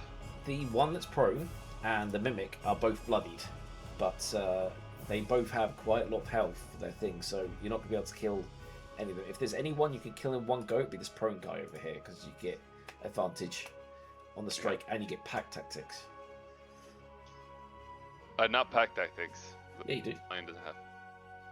Oh, it does have pack tactics. You're right. Yeah. Why would I get pack tactics on it? Because you've got Nina next to you. No, but it needs to be next to the guy. Oh, I see. Well, then you could do pack tactics on the mimic. On the mimic, yeah. But the guy that's prone is functionally the same. I get advantage of him because he's prone. Yeah. Okay, so I'm gonna multi-attack. I'm gonna go for the guy that's down. Because you mentioned that the mimic doesn't look too bad. Like, I mean, he's bloodied, but he still looks pretty strong, right? He's pretty tough.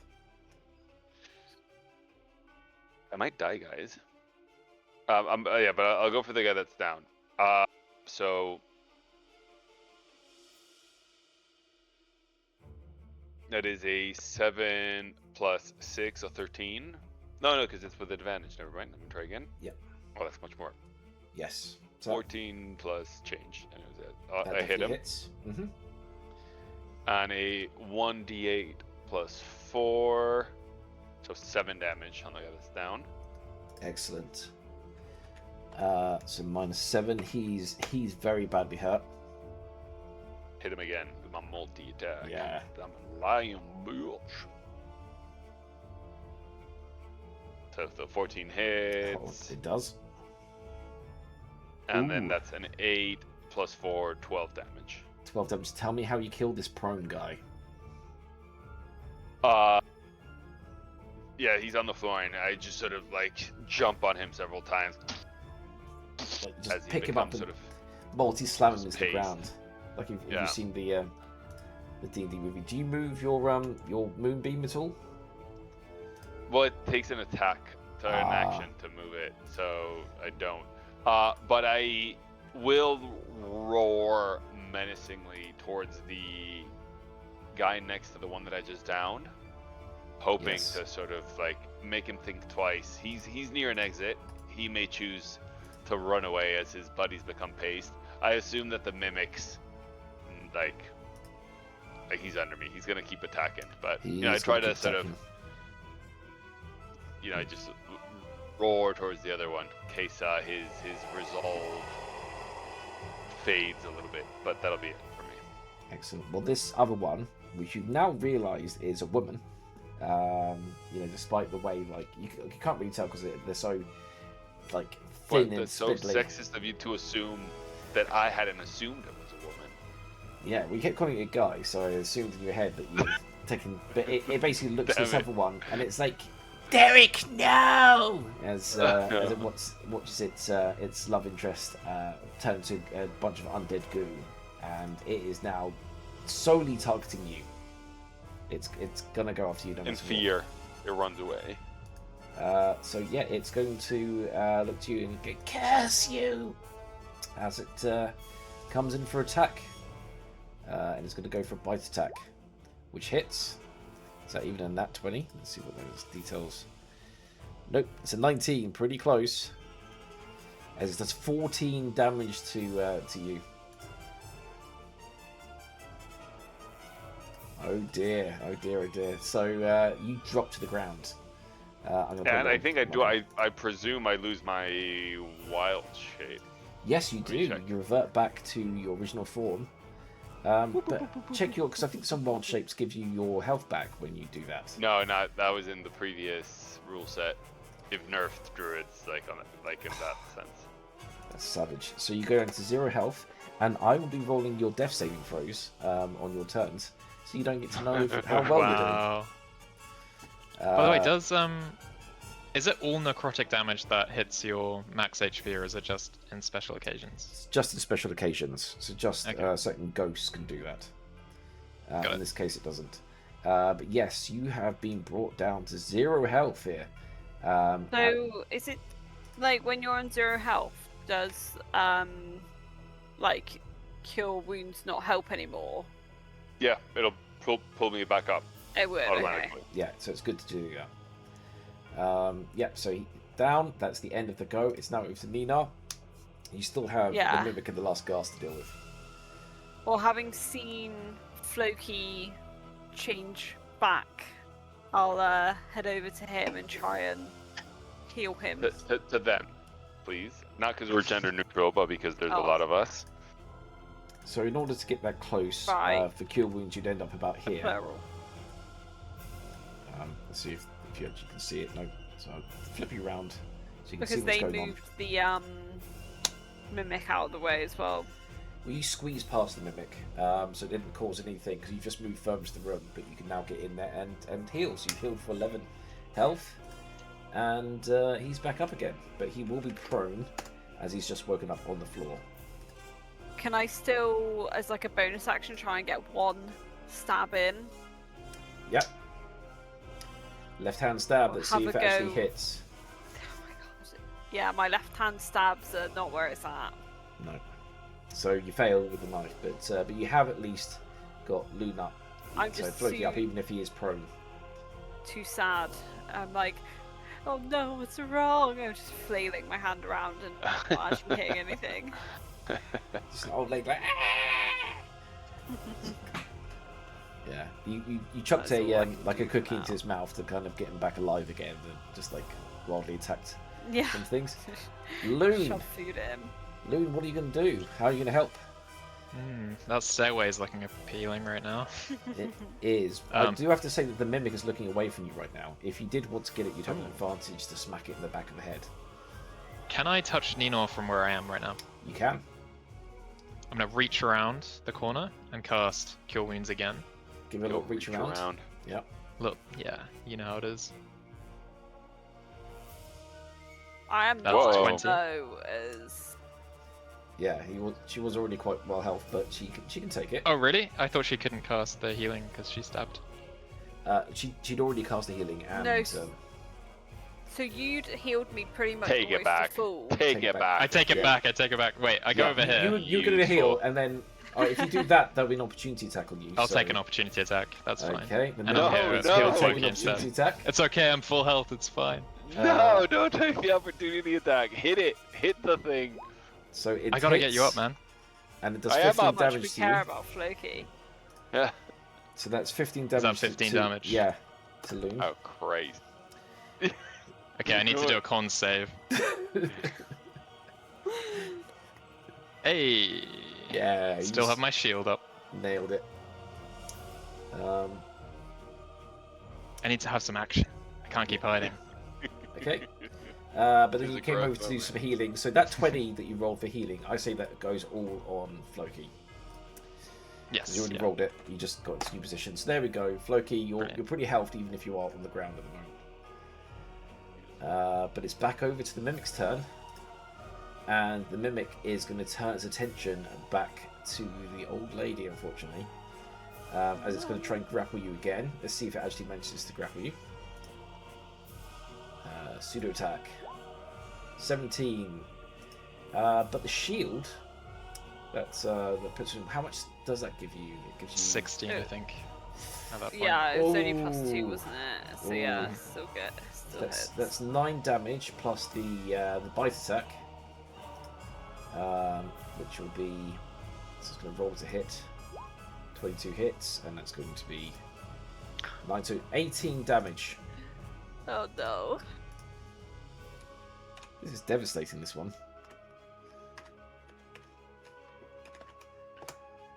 Down to 3 health once again. That ghast is dead. It's now over to Floki, who's prone but in good health.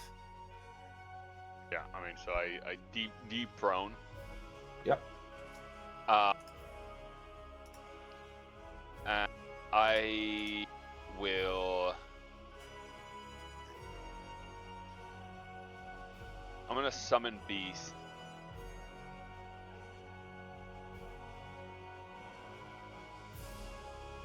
Yeah, so I summon Beast.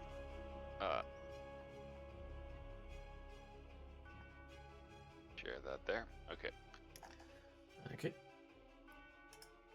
So I pull up on from when I sort of throw my seeds. I reach into my pocket, throw the seeds, try to roll them under the corpse of the other ghoul, the one that we killed. Yep. And sort of these seeds sort of take over the corpse from within. I'm just trying to go for maximum psychological damage upon this lady ghoul. And it does as work it because as it sees the body come to life, it's going to turn around, look at it, and say, "Derek, you okay?"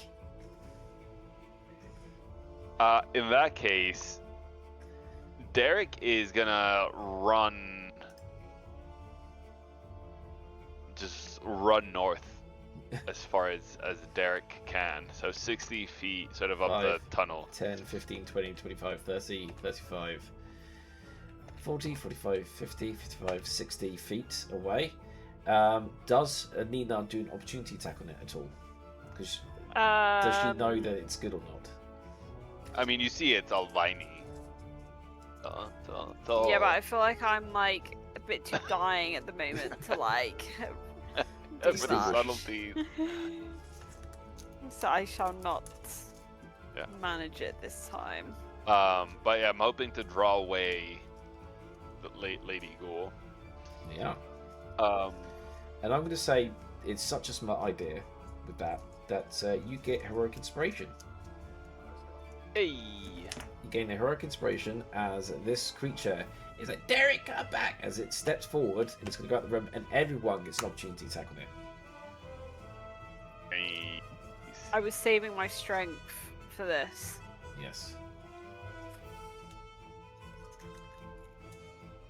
That in my haze of feeling so dying, couldn't manage the first time. Hey, I know you won't believe it. Here, I can take a screenshot. Oh, well, it was just fading, but I got a crit, but it's not coming through for whatever reason. But you can see the final remnants of the bee as the dice was disappearing. Is it not going to appear in Roll20? Because that's where truth is. It gave me, for whatever reason, it gave like the staff description. You're definitely going to need to re-roll, to reinstall that mod. But I'm going to give it to you because I'm nice like that. So yes, let's see who's done damage so far. So Loon, your mace misses. Nina, you hit. You do 5 damage to this thing already. And now tell me your damage, Floki. It is. I rolled a 2d8. No, that can't be right. Sorry. Why is it doing that? It should not be a 2d8. Well, that might be part of the problem. Anyways, let me just roll again.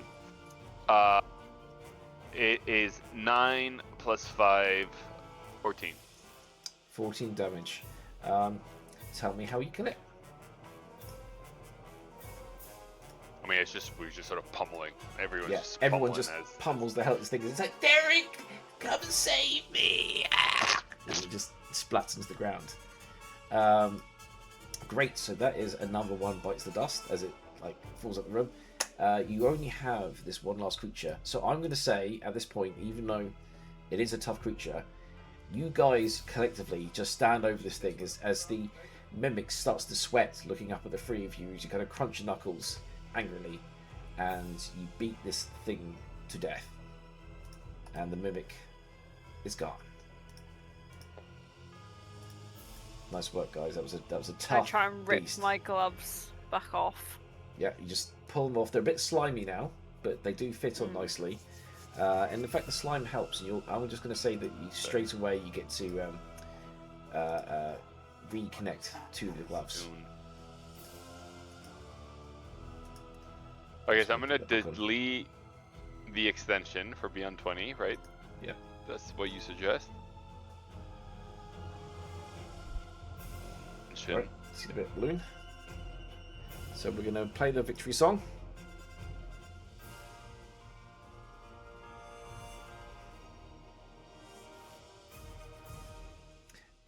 Technically, Floki, you're still in control of this beast that you made run away. Do you make it come back and just collapse on the floor in front of you? Yeah. It is. It does. I do keep it nearby. So it just splats on the floor, so you can go ahead and loot the bodies of these things. Give me 1 second. I'm very quickly reinstalling. I will try and loot. Was it what did you want for this type of creature? So for the ghasts that are above you, they require a religion check. Religion, that was it. I remembered it being something slightly odd. Yeah. I can't imagine I know so much about religion to know which bits of these things are worth knick-knacking. You get 1. Oh, that worked. Yay! It just needed an update. I weren't speaking. So weird. I was convinced it wasn't going to work. I was doing it to humor you. Yeah, that worked. Okay. Yes, the DM knows best. That's the truth of it. So yes, Nina succeeds on both ghasts. Let me just find what the ghasts give you.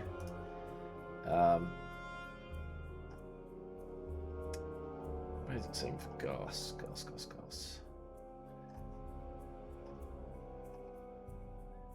Is it the same as? Oh, it is ghasts. Okay, so similar again. You get 2 ghast claws. They're not quite as strong as the other ones. But you also get some ghast claws. In fact, I'd like you to roll a 1d4 to see how many of these things you get. 2. So I'm going to put them in here. So you get 2 ghast claws. You also get, if you want to copy these things, you get 2 ghast stench glands, which you can throw away from you, and that makes this a stinky cloud. And you could also get 2 vials of demon ichor, which gives you poison resistance. Basically 2 of everything. What's the easiest way to put that into the inventory? Maybe Maybe you can make easier if the someone item. who has a quicker computer does it. I think. I wonder if you can like copy do the it. text directly into it. Yeah. I'll Just do 'cause that now, it's and sort I'll of give the like- descriptions later. Let me just go ahead. Inventory, party inventory.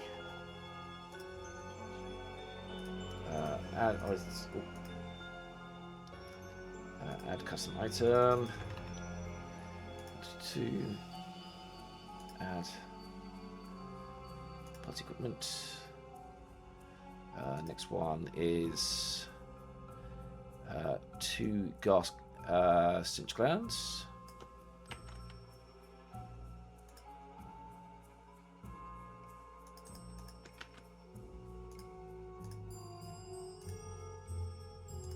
And last one was the Icar vials. Icor.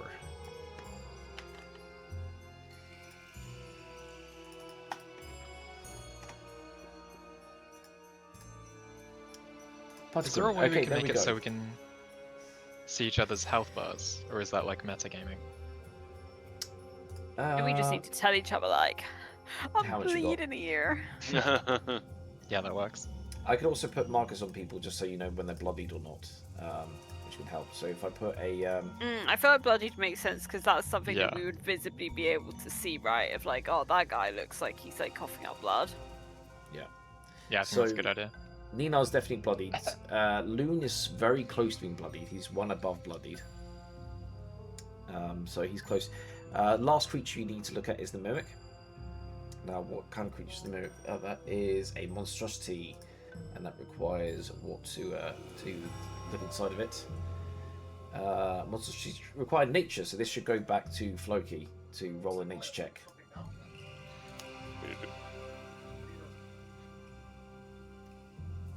Hey, 20. Alright. Go to the thing.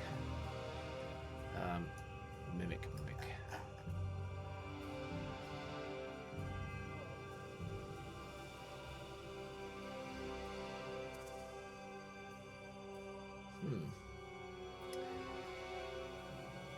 Interesting. Okay. Alright, from the Mimic, I would like you to roll a 1d4. Yep.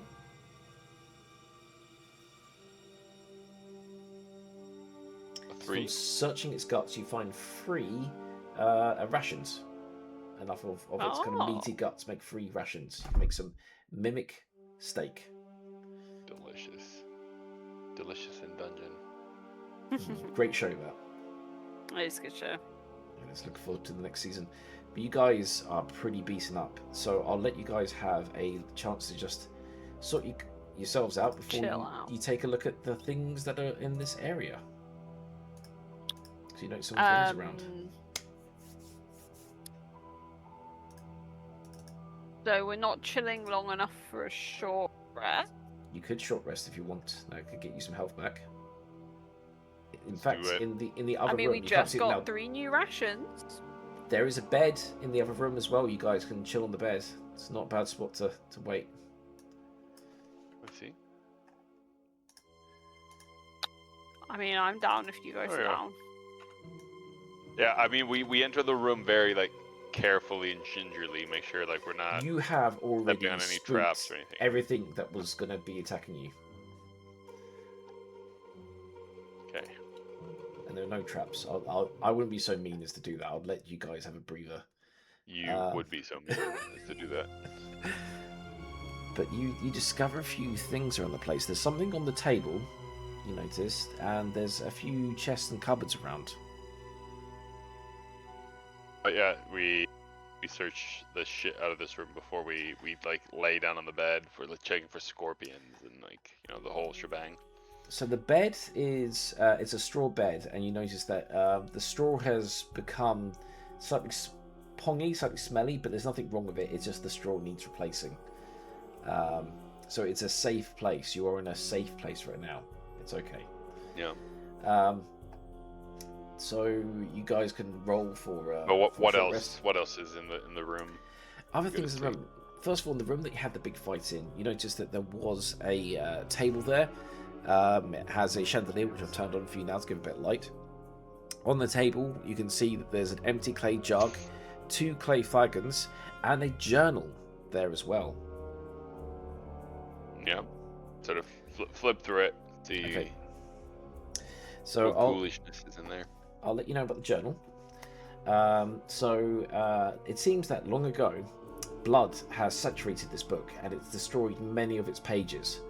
All that remains readable is the first entry, which talks about joining a brand new book club, and the final entry, written in a frantic, winding scrawl.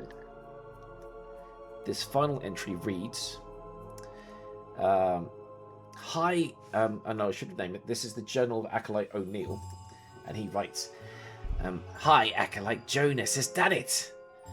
After many attempts, one of our brothers has returned with Lord Strahd's secrets from the Amber Temple. The sacrifices were not in vain, and now the great unholy times are at hand. We now know 2 ways to become ageless, both vampire and lich. Lady Durst has been quite upset, as she neither wants to become a living corpse, nor to be unable to tan her perfect skin. Grandmaster Durst, in his great wisdom, has deciphered these dark arts and devised a method to combine the powers of the Shadowfell to make us truly unlife. And fate has already given us everything we need. The first ingredient is a potion of love's purest expression. What loves us more than our own blood. Both the Dursts and Jonas's children sleep in this house this very night, and all the other ingredients lie within the Master's secret lair. The next is a vessel for the living philanthropy. The Gust, so philanthropy is a lich thing that they put the soul into, if you don't know that. And the Grand Master, Durst, has chosen me. Haha, screw you, John. I told you I was his favourite. I will be part of him soon. The final part requires the sacrifice of those who hate us most. Ha! Who knew the outsiders we hypnotized to build our temple would have a second use? They truly do hate us. I have collected all of the children's blood and locked the Durst children's in the attic.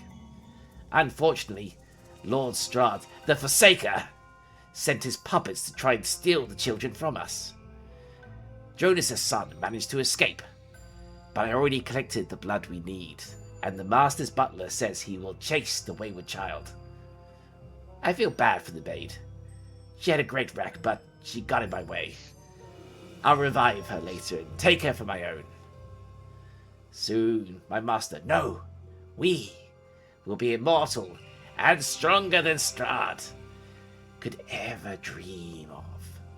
Barovia will be ours forever! And that is where the entry ends. I'll copy that information so you guys get it. But you've now discovered a big secret to this place.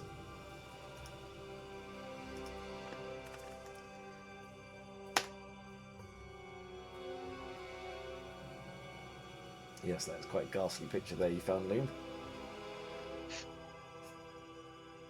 So yes, so what does this make you think now that you've discovered the journal?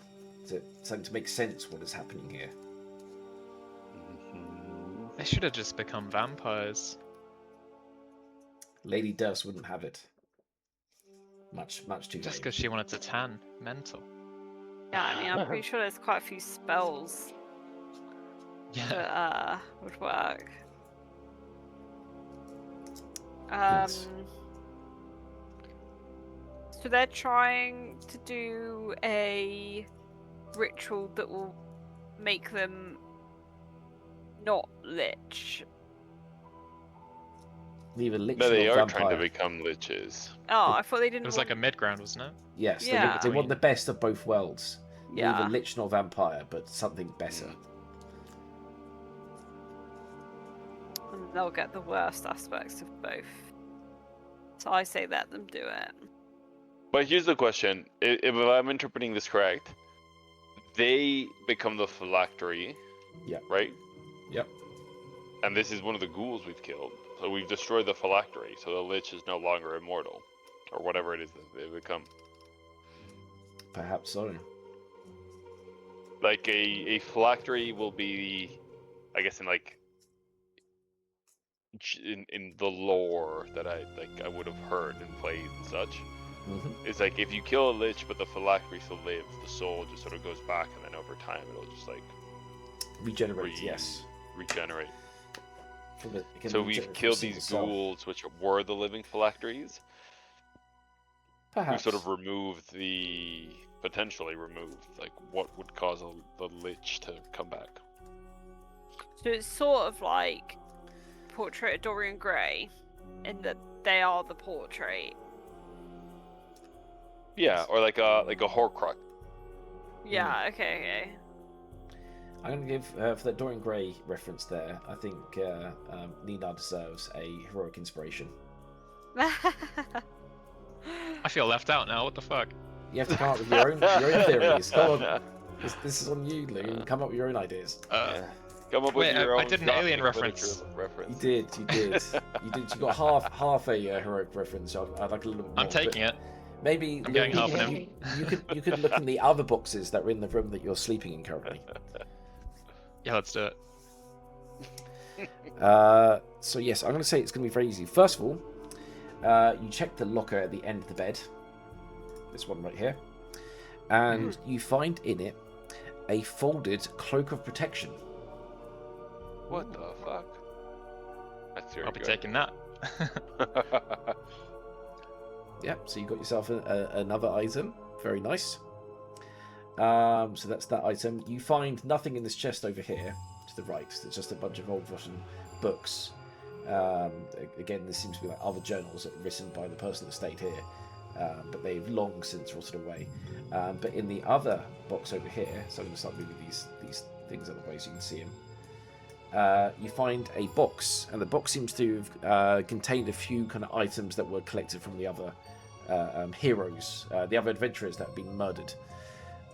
So this contains 4 potions of healing, a chain shirt, a mess kit, a flask of alchemist's fire, a bullseye lantern, a set of thieves' tools, and a spell book.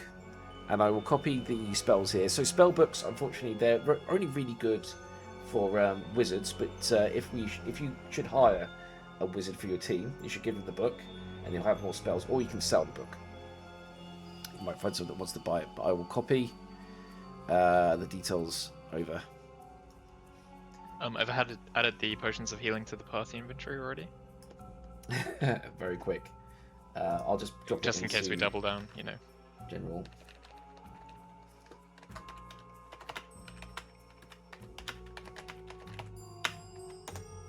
There we go. So I've got descriptions in there. So very good loot. So you had a lot of fights there. You had a fight that you started with, and then you ended up walking into the most dangerous part of this level. Which, was inevitable if you were to look around, but this is also where the best treasures were. So it's a very good thing you guys fought to the end and didn't run away. Because, yeah, you found knickknacks, and you found items that are going to make you stronger. And should you choose to continue searching this level, I'm sure there's a few more. You found the best stuff, but there are a few other things you haven't found yet. Or you could just head towards that staircase that you sent the mannequin, which will lead you to what is described in that journal as the temple. But we will leave that for another night. The temple. Okay, should we do the short rest just to leave that done? Yeah, that's what I rolled my dice for. Do you want to tell us the XP we got on this last battle? So yes, I will give you your XP now. So let me just get the old calculator.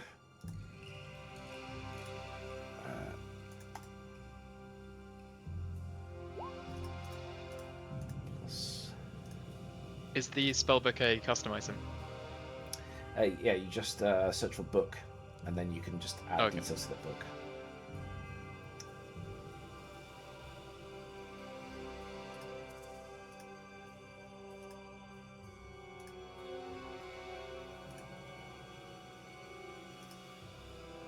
So everyone gets 450 XP each. Damn. Nice. 450? Yeah. Worthy for that fight. If you guys are playing this level 2, this is the kind of fight that kills a party, or at least like kills a few Almost of them. did. Mm. But that's it. You know, the exchange of danger and reward. I hope you felt there was a worthy balance. Yeah, that's scary. And I mean, the cloak that Loon got is really good. Like that'll serve Loon for the rest of the campaign. So that was good that we stayed in. Yes. You discovered more, and I cheated a little bit by letting out that what's it called, the mannequin. But I felt like you rolled in that 20 on your howl. I felt like I'd release it. Yeah, I don't think that was cheating. No, that was reacting to us. Yes, yeah, but otherwise it would have been that thing where you get to the door, you're not sure, should I open it? Should I not open it? Because there's something in there asking for help, and I let it free. But yes, you now have, which was mentioned in the journal. Mentioned about how that this is one of Strahd's puppets that he makes, that had been sent to capture the children.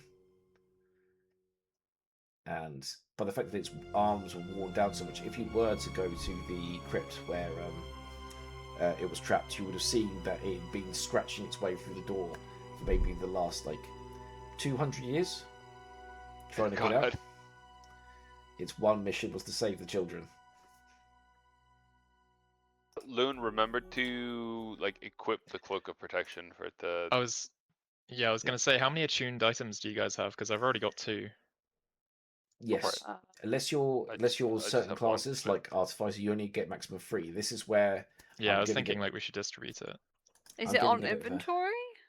Well, because I'll have my cloak and my gauntlets, so I'm already on 2. You're already on 2. Yeah, I was thinking Floki could take the cloak. Well, the thing is, then we'd all have 2. Yeah, you could do it that way. But Floki has already now the class of 17. Yeah, I have decent, and once I go wild shape, I'm up to 18.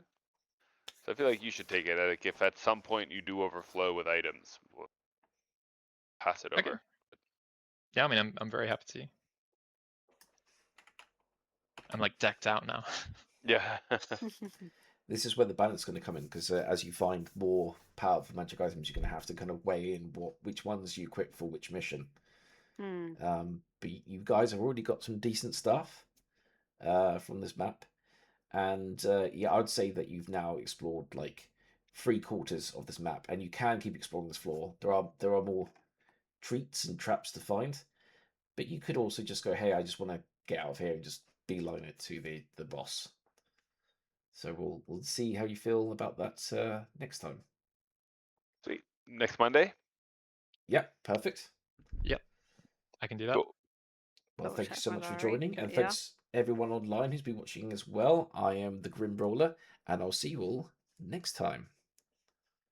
Bye-bye. Hey guys. Goodbye.